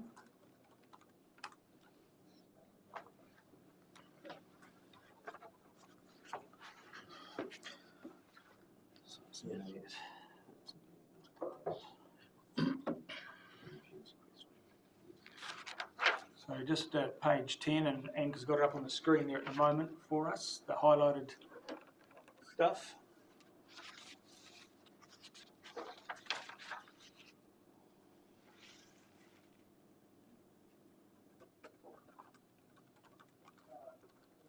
You're happy with that, Tom? It makes sense. Yep. Comfortable with that, Matt? And so then, if we accept those, then if you go forward 2 pages in the strategy, there's some additional amendments suggested on page 12. And those are highlighted on that page. So it's clarifying that this is net regional greenhouse gas emissions, not overall. And then there is some amendments in the table associated with that, and some additional footnotes added there. So it's to bring greater clarity, greater accuracy to the information that was shared at that part of the report, part of the strategy.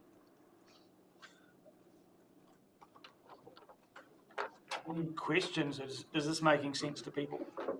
The table makes sense. I think it's clearer based on what some of the submissions were questioning about, net versus gross, and that's well laid out, and the footnotes are well laid out. The only question I've got is in terms of the actual graph. If I'm right, right, my understanding, that graph, the green bar, as far as a source, was forestry, and it's now being proposed to change to be sequestration. Yeah. To highlight that it's that negative, that's not necessarily 100% true, because that it's giving a snapshot.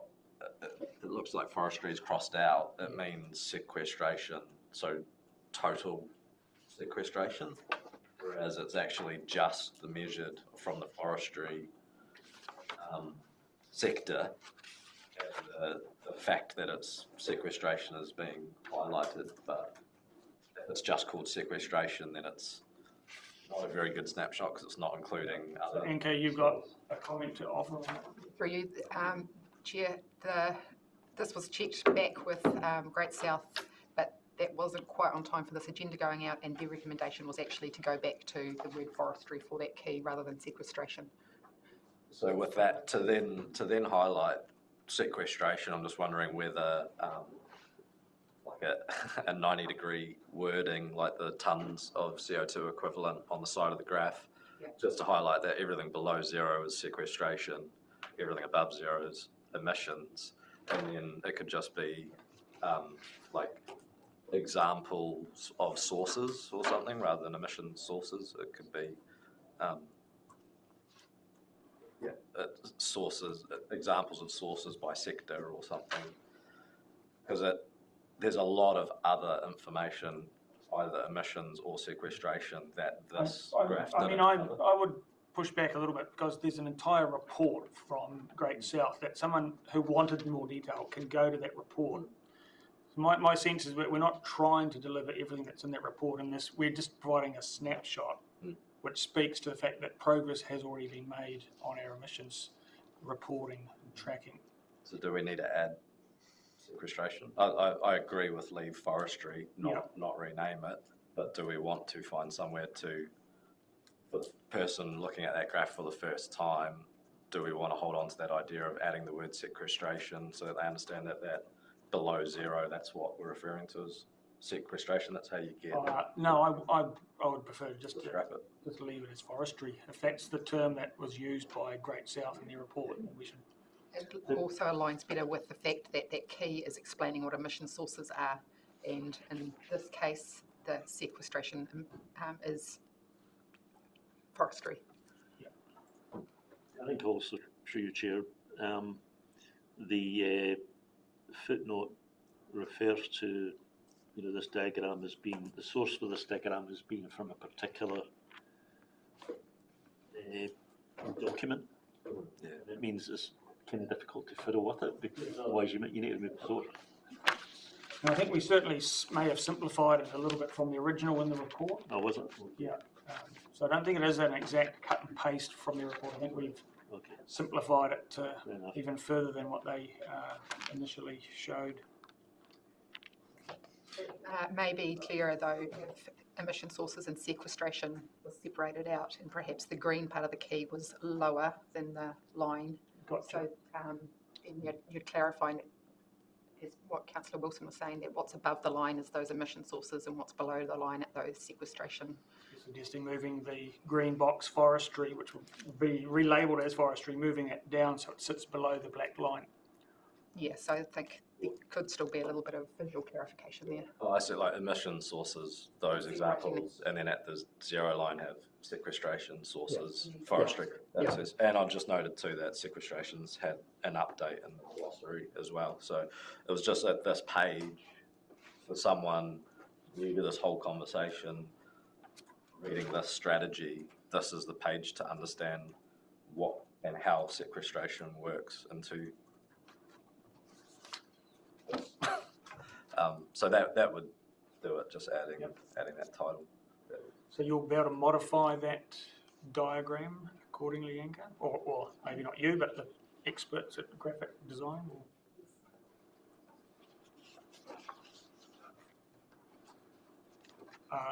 Are the others comfortable with that change to that diagram? Tom, with you? I'm not uncomfortable with it. Yep. Okay, no, we'll accept that change then. Okay, so that takes us through to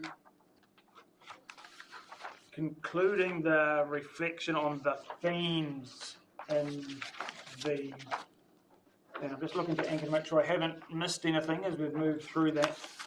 There was one more aspect where the hearing panel was wondering about whether there needed to be something in relation to New Zealand split gap approach added to this text. That's not something that I've managed to resolve. So whether you want me to continue to pursue that, or you're happy with the way the text currently is.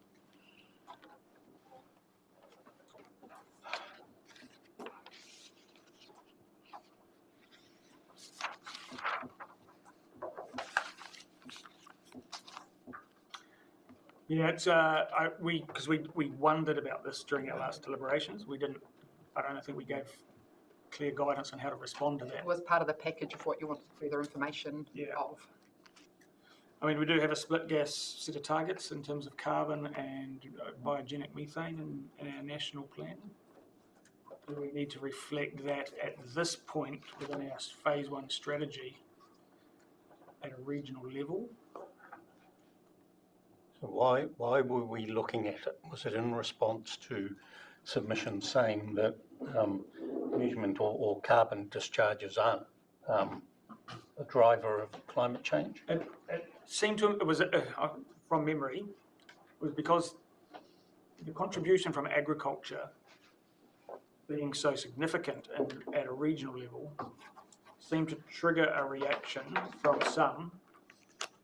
But if you remind people that a lot of that, 80% of that blue from agriculture is biogenic methane, and of that 80%, which is biogenic methane, approximately 80%, where our reduction targets at a national level in that space do not require a total zero elimination of them. We're targeting a smaller portion of reduction in those agricultural areas for biogenic methane.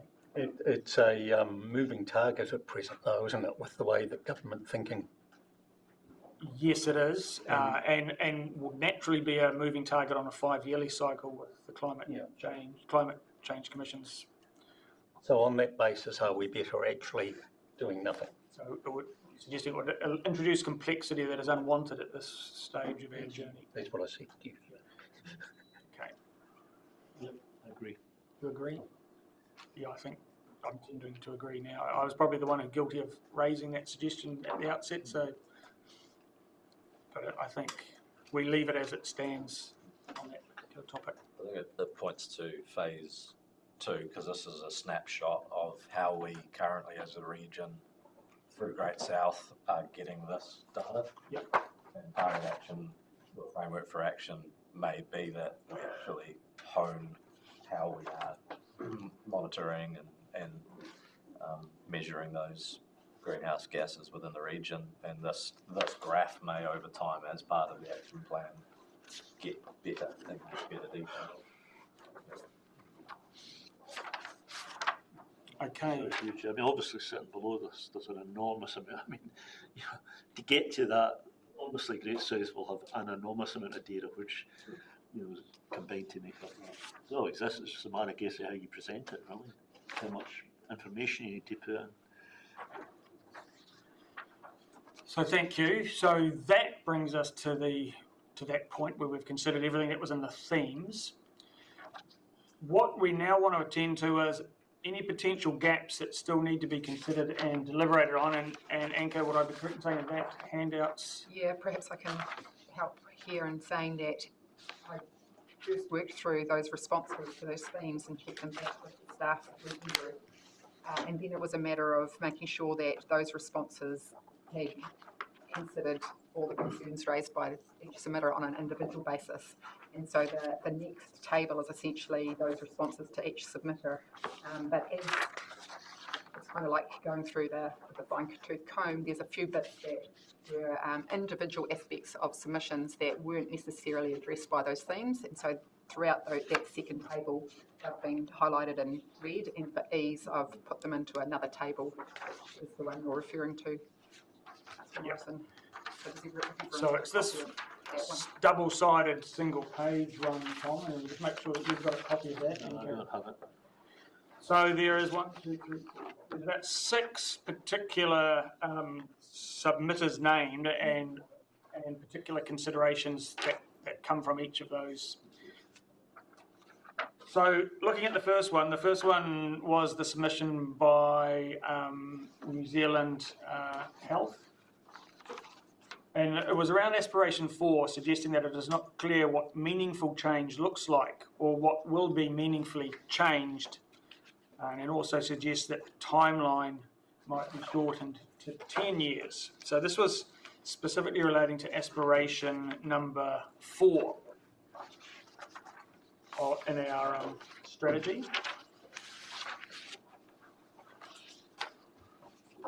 And that currently reads, we will create meaningful change within one generation and inspire future generations to continue this work. With a footnote that in our minds, one generation equates to 25 years. As just an indicator of what we mean by one generation. Comes back to the issue raised earlier about measurement of success, and that's really for the next phase of the work, not this phase. So I think meaningful is a statement of intent, and the way that it actually breaks down is going to actually be different in different circumstances with different parts of the whole package of changes that occur.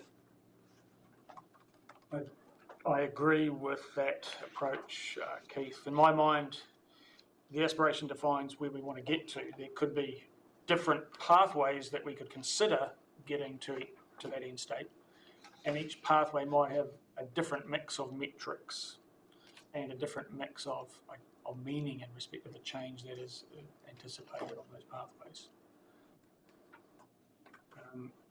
On the issue of whether the timeline should be shortened to 10 years, I would expect that the phase 2 work and beyond phase 2, that we would expect to establish milestones and objectives on a phased timeline that may include 5, 10, 15 and 20-year objectives. And so I'd expect that there will be change objectives identified within that 10-year time frame. So, Your Chair, I'm actually inclined to agree with the submitter, because we've said within one generation, where generation is 25 years. Well, this will get published in 2025 probably. Add 25 years to that and it's 2050. So we're saying we'll achieve meaningful change by 2050, by which time we've said we're actually net zero. So it doesn't really quite align. It should be a short. I mean, it's a very subjective word, meaningful. Mm. So the question is, at what point would somebody say, we've actually making a significant difference? And you would think that would be within 10 years. I would have expected. It's certainly going to be less than 25. 25 takes us to 2050. Yep. So, I mean, if we're going to say any time, I think, and because the word meaningful is subjective, they've objected to that too, but because the word meaningful is subjective, it's, well, what's the change going to be within 10 years? You're not tying yourself to a particular. It's the fact that an observer would say, that is actually significant change, meaningful change. I'd be inclined to support actually that one. Can I suggest another alternative here? And listening to that, good point. Why do we have to have a time frame? Our aspiration is to bring about meaningful change, full stop. Can I just perhaps, as we consider this, I should perhaps just draw your attention to the next point on this table, because it connects with it. This was from the Federated Farmers Submission. One, the submitter agrees with the importance of including science in the collective values, which is good, but considers there is a potential risk with aspiration 4, we will create meaningful change within one generation or 25 years, as that time frame may not be enough to be able to record or measure change. So there was a kind of a tension that emerged between both of these sentiments. I don't think they're equal and opposite, to be honest, because we've already set a milestone for net zero by 2050. And that means then counting back for that, then it would need to be back from that rather than forward from that. Back from that, at what point would somebody observe a meaningful change? So I think the Federated Farmers one is making a different point, that 2050 is too soon for net zero effectively, even meaningful change. And I don't think we could accept that argument, because that throws out the whole 2050 target. And I would just remind people that in terms of change, it's not just mitigation, it's not just achieving the net zero, there's also the adaptation change that we anticipate will be needed. That's true. I have the feeling of just adding, we will create meaningful and measurable change would, because for some people, just getting this document endorsed is meaningful. But as far as making a measurable change, well, there's going to be lots of action plans that will become measurable. The one we do know from this document is 2050 net zero, and that's measurable. So it doesn't take the pressure off the strategy turning into something that will create meaningful and measurable changes. Some of them may be as minor as just adopting the strategy in the first place is meaningful. Small little collaborative projects will always, any project's going to have a measurable metric on it, and that may be something that has a meaningful outcome within 5 years. But the one thing that we do know in commitment is that one generation, 25-year, almost brings us perfectly to 20 years. It doesn't. I would just want to disconnect the happy coincidence that one generation or 25 years connects to our 2050 goal, because the sentiment underlying this was it's our responsibility of this generation to create change, so that we're not passing it on to the next generation to have to deal with this idea of let's not kick the can down the road, let's take ownership of it and do as much as we possibly can before it becomes a challenge for the next generation to have to deal with. So that's where the sentiment of the one generation, from memory, springs from, was that idea that let's own it today so that the next generation doesn't inherit the challenge. So I just wanted to make sure that we understood that 25-year wasn't tied closely to the 2050. It's coincidental, but I think it also lines up well. Yeah. Because that's just one big picture part of the mitigation. As far as adaptation, we'll start dealing with adaptation day by day, and those things will be prioritised based on need, and they'll always be measurable, and they can be, but I think in response to the submissions, including to take away from that the subjectiveness of meaningful, adding the word meaningful but measurable, and measurable, covers it.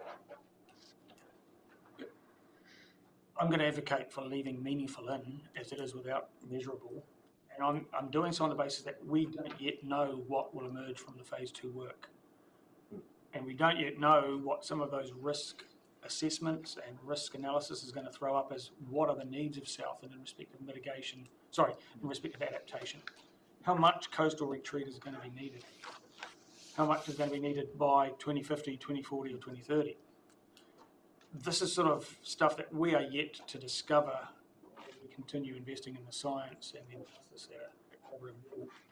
So in my mind, what is meaningful will be informed by the phase 2 work and the supporting science.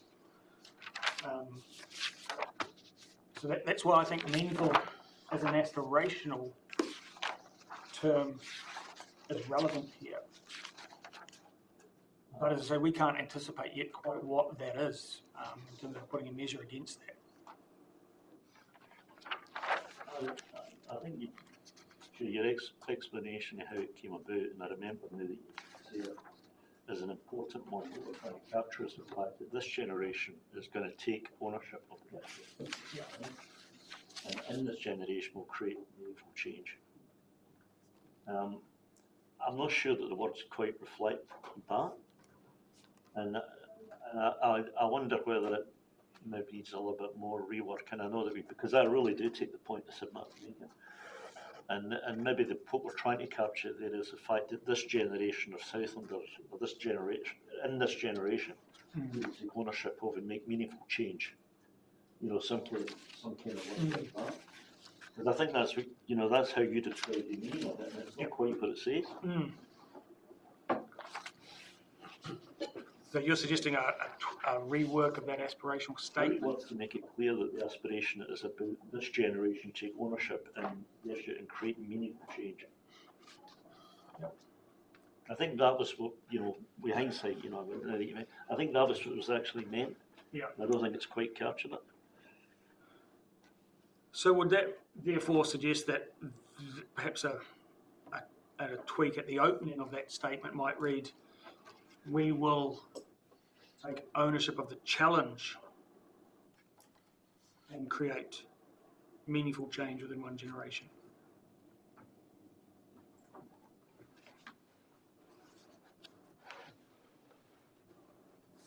As a possible tweak or an edit. Well, we all like our own wording, don't we? But I mean, I'll try to capture that idea of this generation of Southlanders taking ownership of the and making meaningful change in the. Would it be appropriate in the text that precedes the articulation of the aspirations to add a paragraph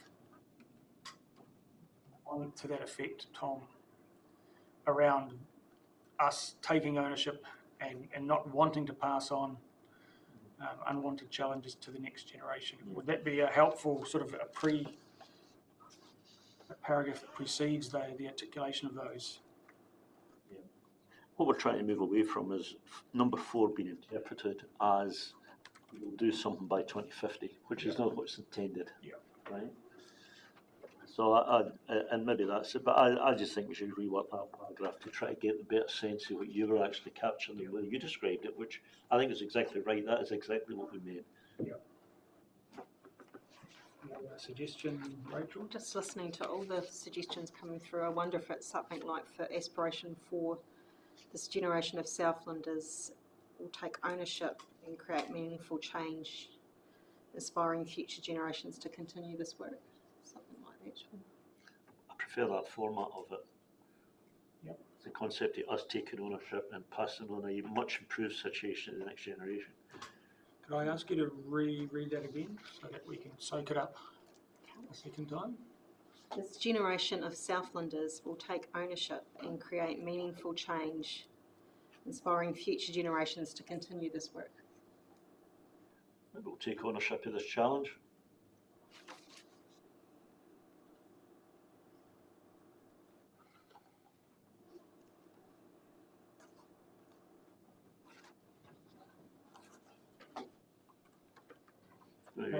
Yeah. How do people feel about that as capturing that sentiment and owning the challenge today?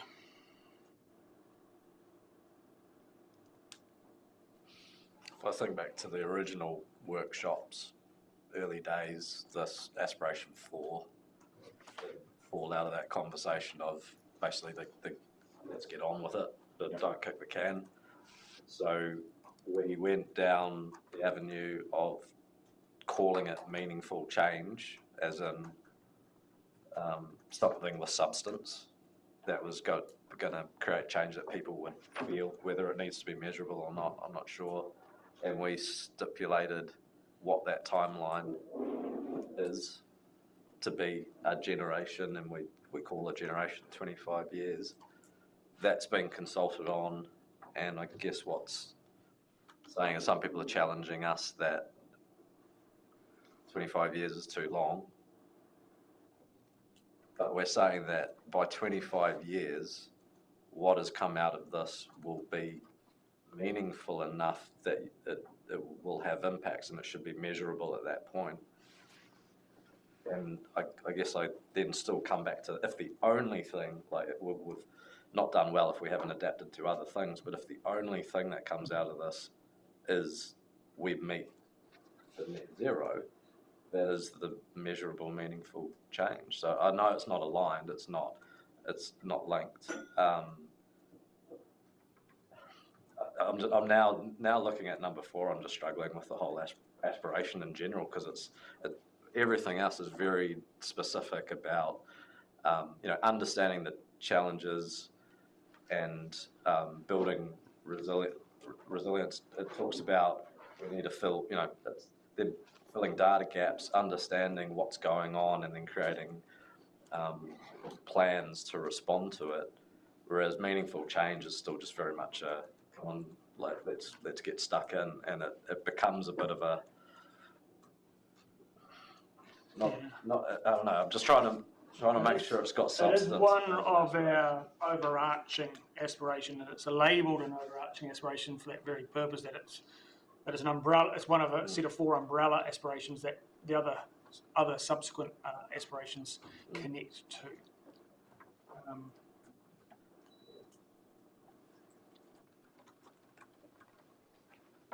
I guess, yeah. Do we have an appetite to amend this aspiration, and perhaps the best alternative is the one that Rachel has suggested to us, or do we want to leave it as it is, or?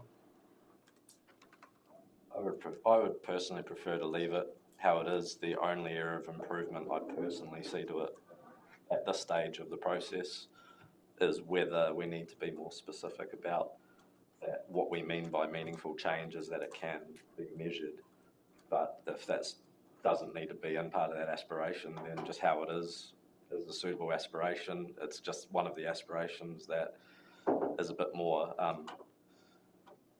kind of... In my mind, the inclusion of the word meaningful prompts us in our phase 2 work to consider, is this enough? Is the change that we're pursuing in the other aspirations, whether it's adaptation or mitigation, are we doing enough? Are we recognising our obligations on behalf of the generations to follow us? Are we doing enough today? And depending on what actions we choose to invest in, what metrics do we put around them?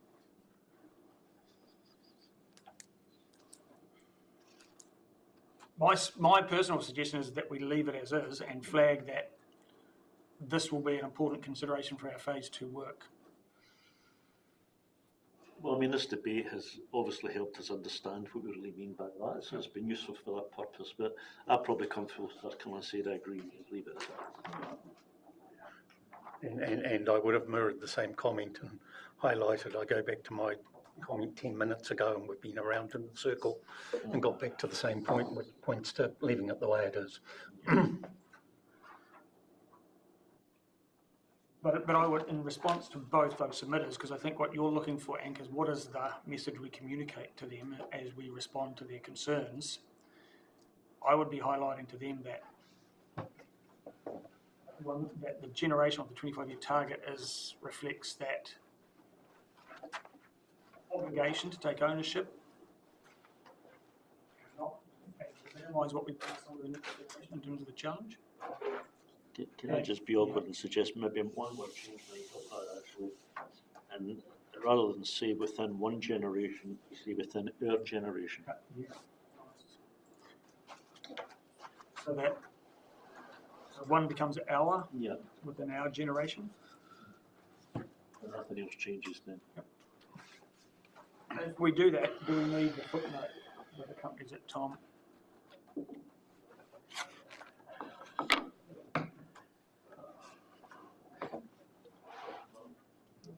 How do the others feel about changing one generation to read our generation?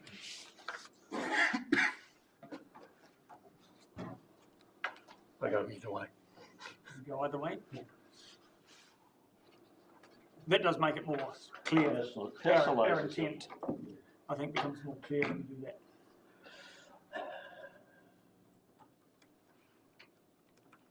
Thoughts, Matt? I'm just thinking timelines. I guess in my mind I'm now going aspiration of we will create meaningful change within one LTP cycle or something. How aspirational do we get? I don't know. I'm lost on this one, on 4. The more I look at the aspiration, the more I just kind of don't feel anything from number 4. we might as well just say we commit to not kick the can down the road or something, which is essentially what we're saying. Yeah. To try and say what that timeline is going to look like, what a generation is. Well, I'm going to propose that we accept that suggestion from Tom, that we change it to read, we will create meaningful change within our generation and inspire future generations to continue this work.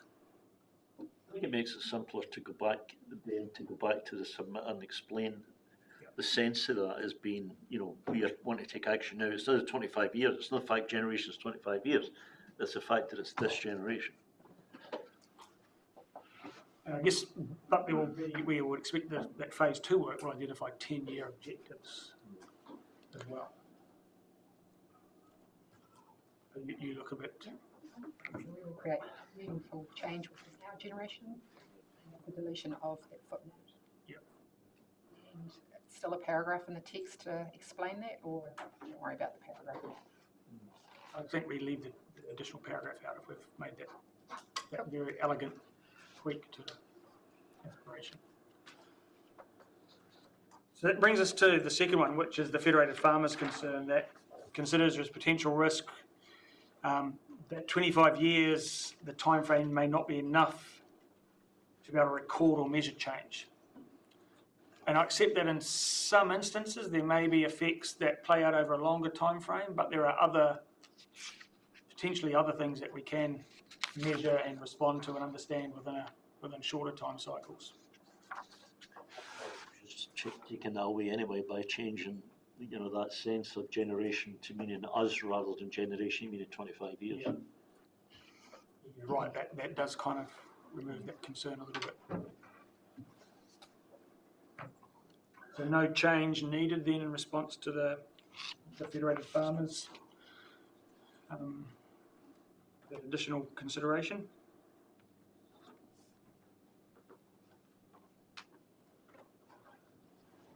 Okay, moving on then. University of Otago, the response from Dr. Rebecca McLeod noted that the focus on the strategy is very much on changing climate, extreme weather events, flooding, drought. There is scant reference to sea level rise. Suggests that projected sea level rise and the potential implications of that on Murihiku Southland is expanded upon.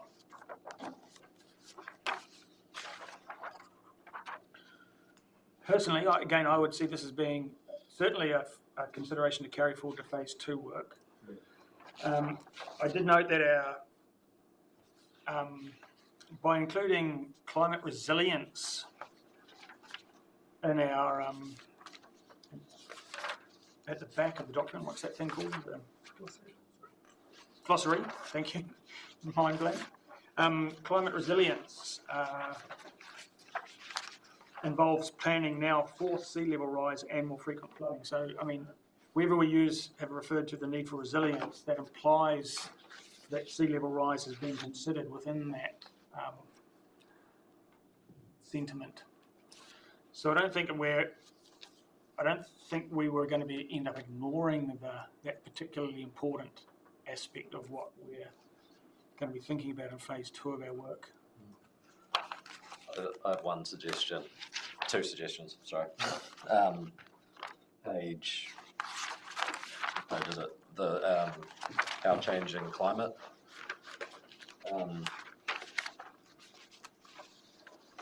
We've just had that sentence about generally acknowledge that our region is experiencing the effects of changing climate and increasing severe weather events.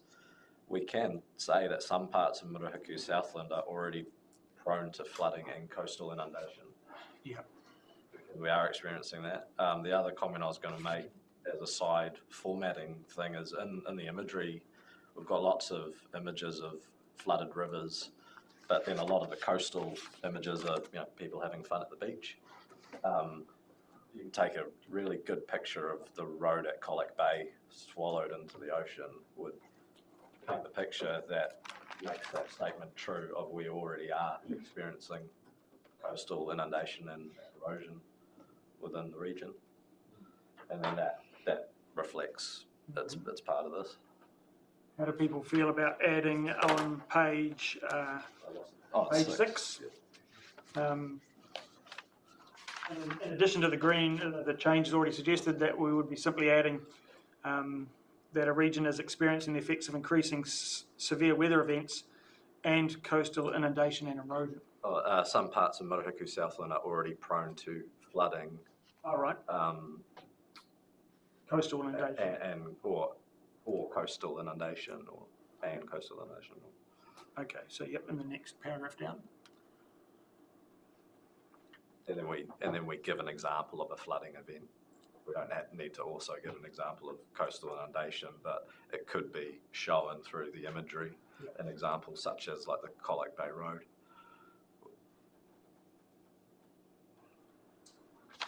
Are we comfortable with that addition?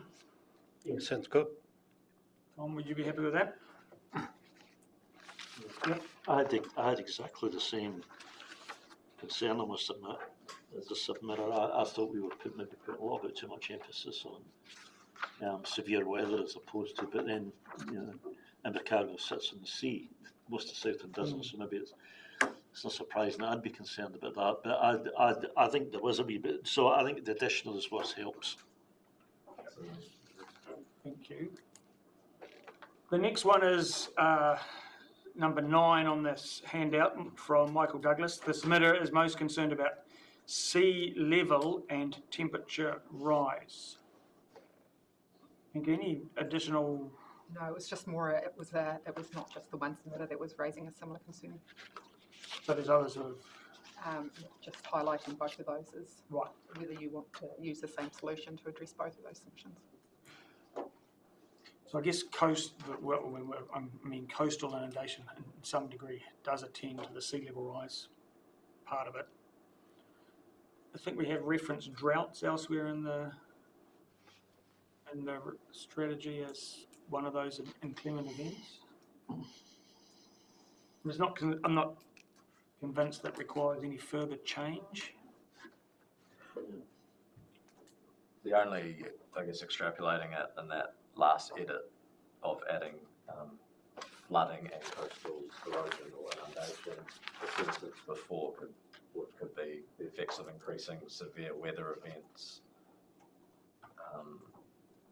and sea level rise, because that also in the submissions was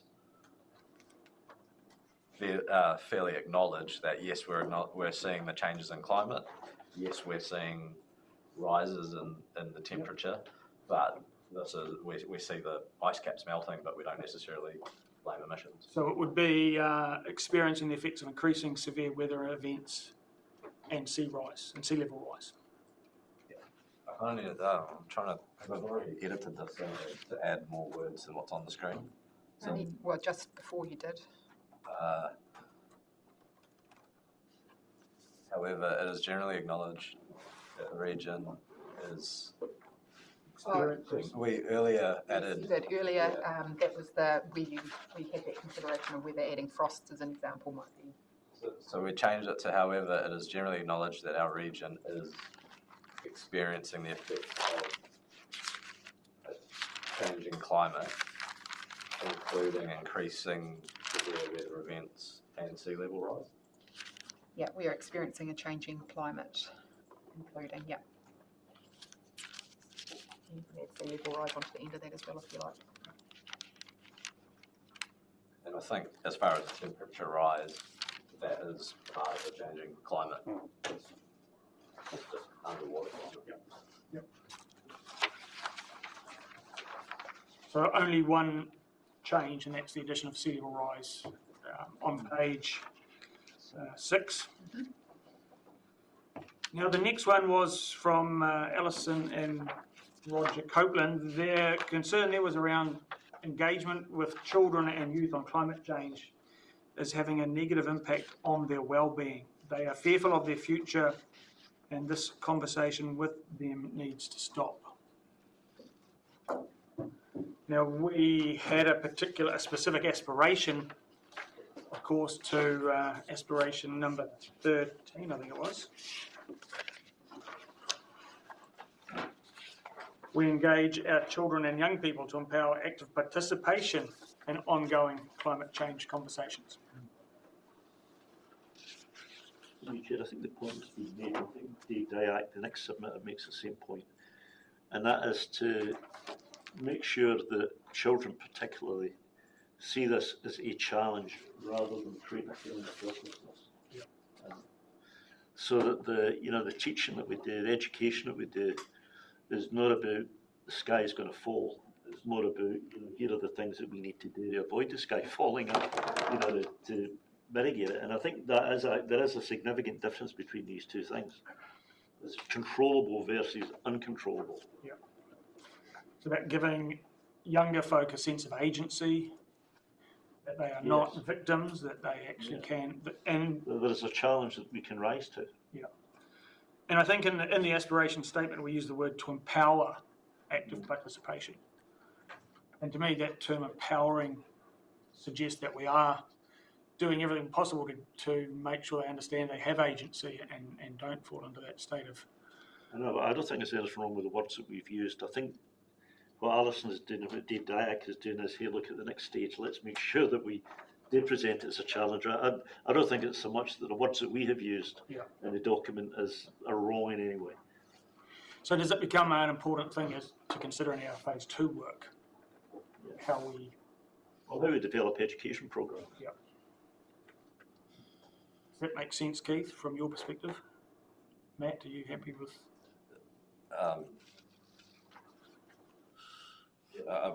We're not proposing any. We've covered this off. I mean, it's noted what the submission is saying, but it's encouraging young people to take part. We're not saying the strategy isn't saying let's get all the kids on side. It's saying let's engage the youth, because just like adult submitters, the youth can also form their own views and be part of the conversation. It's the irony is that in my generation, being a child growing up with the knowledge of climate change has a weighed on my mental health, probably. It's probably helped me form decisions into adulthood. So I can't dismiss that children need to be sheltered from the conversation. And what the aspiration is that we empower them and we engage them. It's not saying we're going to brainwash them to believe this. I'm just keeping an eye on the clock. We've only got 10 minutes left, so I guess what I'm hearing is no change required in response to that one. Which brings us to the last one on this table, and that's from the Dave Dyack around the broad trends with less people, less deaths from extreme weather events. Now, everything he says, I don't disagree with anything he said here. I guess that reflects that with technology, improved technology, communications, satellite, weather monitoring, we've been able to anticipate, and we get far better at perhaps engineering solutions to weather events in recent history. But what it suggests to me is that continued adaptation is appropriate. And some of the things those points as well. I mean, I think what he's saying, and it links back to the previous one. We're not doomed. Agency does not mean walking about a billboard. We're all doomed. I mean, it's about taking action to mitigate it and adapt, and I think that's what Dave is saying, and I agree with that. And things that have happened have made a positive change. So we don't need to change anything in the document. Yeah. Is everyone comfortable that this doesn't trigger any changes to the strategy? Yes. Is there enough, though, Anchor, for you to provide a response to that set of concerns? Yep. Now, you've got additional options to consider on the bottom of that handout. Recommended changes to the climate change strategy. A table of information, sources or references could be included. Do we see that as being a helpful addition? And if so, which particular, are we considering a bibliography of documents that we have referred to and putting this together? And the alternative, rather than having it on the document, you also on your website of other sources that you can update on a regular basis. And I see that providing more flexibility than putting something in the document. And certainly probably an aspiration within phase 2 work to start to build that library of resources. Well, that's building that community of learning. Yep. So it's, yeah, it doesn't need to be in this document.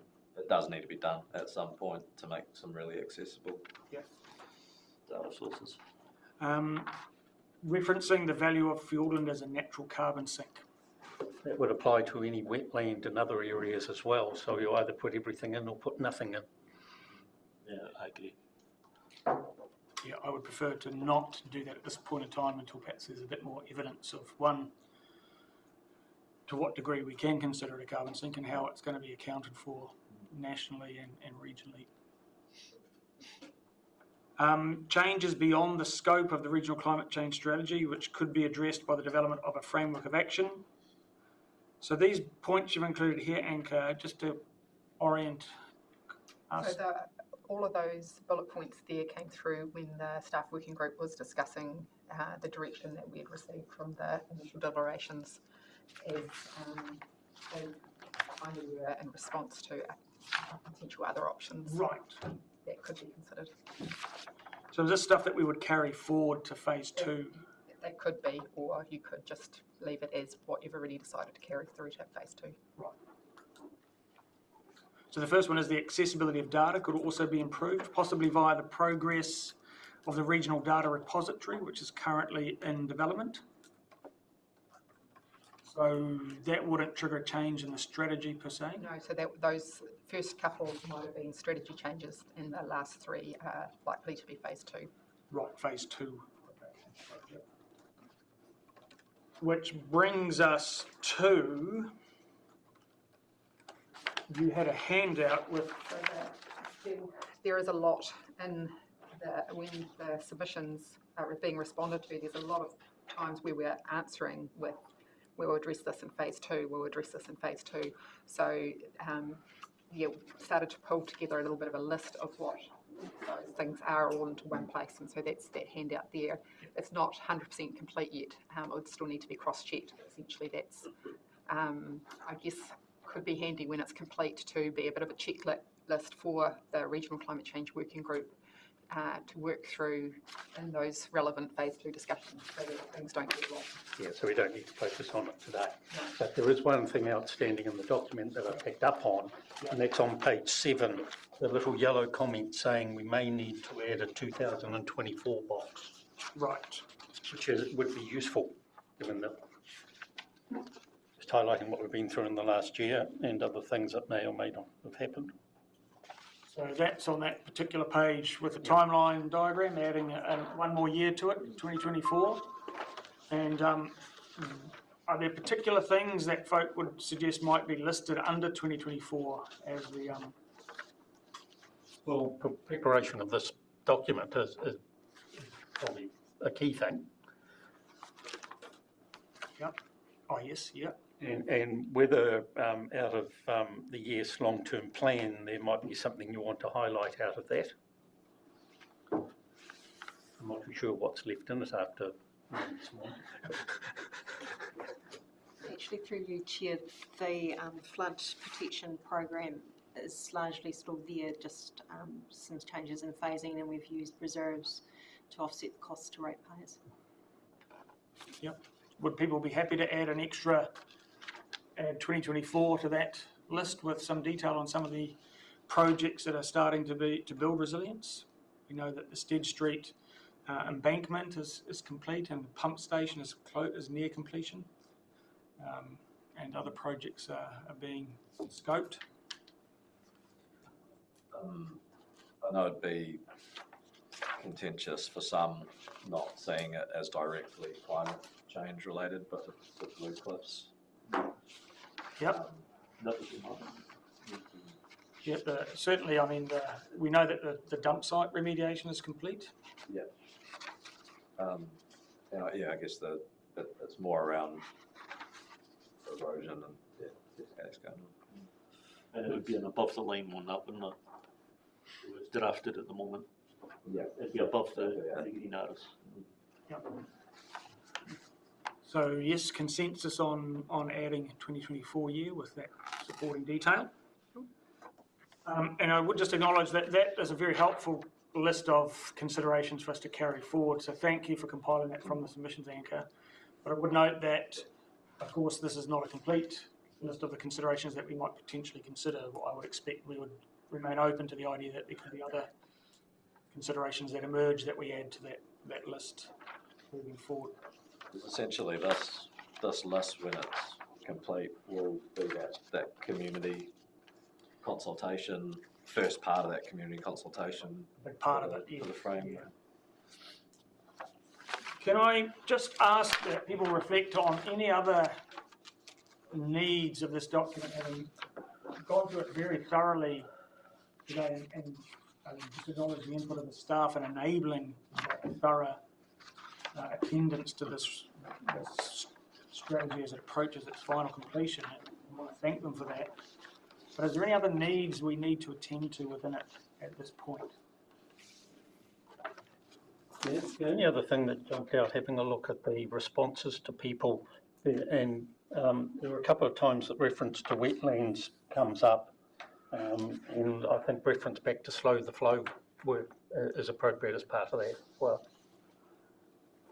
So that's in the responses, not in the document. Right, okay, in the responses, yeah. I'm pretty comfortable where things are at, and yeah, thanks to the submitters and the staff for dealing with all the information. But I think where these edits have got to reflect everything. I think if I keep looking at things, I'll always find something that now just doesn't quite sit right, and go back in time to think what was the original context to what it is now. But I think with the intent of what phase one is meant to be, it's pretty clear that we've got the support, we've adapted it to include those that found areas they didn't support, and it's been honed to lead up to what needs to get on with the phase two. And can I just clarify, you had red highlighted areas, is that what you, so we've attended to those through that? That might be easier. Yeah, okay, thank you. So I just want to now, just in the final 5 minutes, because just keeping on weather on the clock, and haven't had any notifications that my flight to Christchurch is delayed in just over an hour's time. The process from here, my understanding is that each agency, each council will continue with the approach we've used to date, and that is each council individually managing the process of taking the confirmed strategy to their council individually for endorsement within the normal council meeting routine, i.e. meetings that are scheduled in the next couple of months. Does anyone see any need to deviate from that anticipated approach? And I would flag that I'm more than happy to come and support discussion of that at any council meeting if people want that support to explain the strategy. Would there be the ability to, as soon as these amendments are made and we've got the finalised draft that will end up in the reports going to council, is there a way to be able to share these with, I guess, informally, to give more time for reading so that it doesn't just become part of the agenda read? If we can give councillors from the councils a bit more time to read the document and mull over it, maybe. So I would suggest that as soon as we've completed the range of amendments that were being directed today, then we will give it to each council, and each council then can make a choice how they wish to share that, distribute it, provide it to their councillors to understand. Would that be sensible? Yes. And also leading on from that, it would probably be useful to have a common report go to all councils that highlights the differences between or the changes that, key changes that have been made to the document. Okay. To say council staff writing individual ones, have one to serve them all. Okay. Rochelle. Do you have a comment? Just a question of clarification. So when you say providing that to the council, is that similar to the process around the hearing panel, that would be sent to the Mayor and Chief Executive? Is that what that means? In this case, through you, Chair, that we would prepare a draft item for individual councils, but perhaps circulate that to the chief executives and mayors ahead of it being put to the councils to make sure that we've covered all the matters that need to be covered, if that makes sense to the hearing panel here. Or the, And us. yeah, of course, yes, the working group itself. Yeah, I guess I was asking on that, is it okay, once the information is there, is it okay to share it with other elected members, or does that risk having a document out there that doesn't have draft written on it? Or will it still have draft until it's endorsed by council? How does that work? My preference would be, once we've made these amendments, that whatever version is out there is the strategy. And it's only left to endorse. All it needs is the endorsement from each It's council. going to councils over a 6-week period, and I think Invercargill was the first one. As soon as it's there, it's in the public arena anyway. And so the sooner we get it to Invercargill and everyone else, the better. Well, it's only this strategy when it's adopted. Yeah. So you do have to be careful with the words. I mean, it's a proposed strategy, or whatever the correct words are, but you cannot presume, you know, in the use of the words that it is actually adopted by council. Otherwise you get a flea. Does that answer your concerns, Rochelle? Not a concern, just a question of clarification around the process that will be followed. So it sounds like that will be sent to the Mayor and the Chief Executive formally on behalf of the panel. That seems appropriate. So, just to make sure we've met our obligations, then I would return to the recommendations at the start of the report, and I would like to think that we're now in a position where we could perhaps move and vote all 5 as a package, given the good work and progress that has been made in today's deliberations. Would someone be prepared to move that motion? Thank you, Keith. On page... sorry, I've got it. Yeah, you've got it. So there are 5 aspects to that, 5 parts to that recommendation.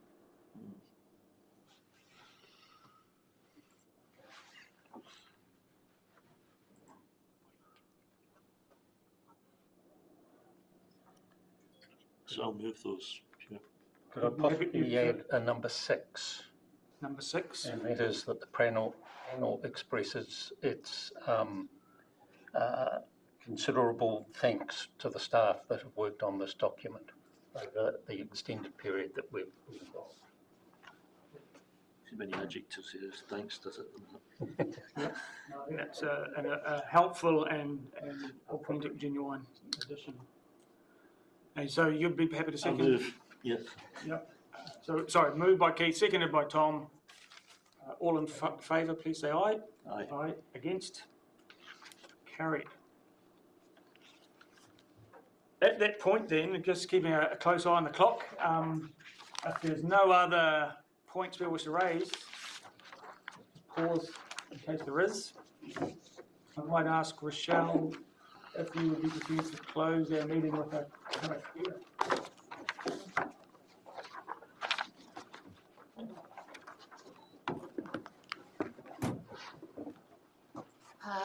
E taunei ki a tātou katoa te atawhai o tō tātou ariki a ihu karaiti, me te aroha o te atua, me te whiwhinga tahitanga ki te wairua tapu, ake, a mimi. Thank you very much, everyone. It's been a pleasure to everyone here working with you all, and I look forward to the next stage. Particular thanks to our chair, done an outstanding job. Cheers. That's warranted. Indeed. That was almost like a retirement speech. I'd like to thank everybody.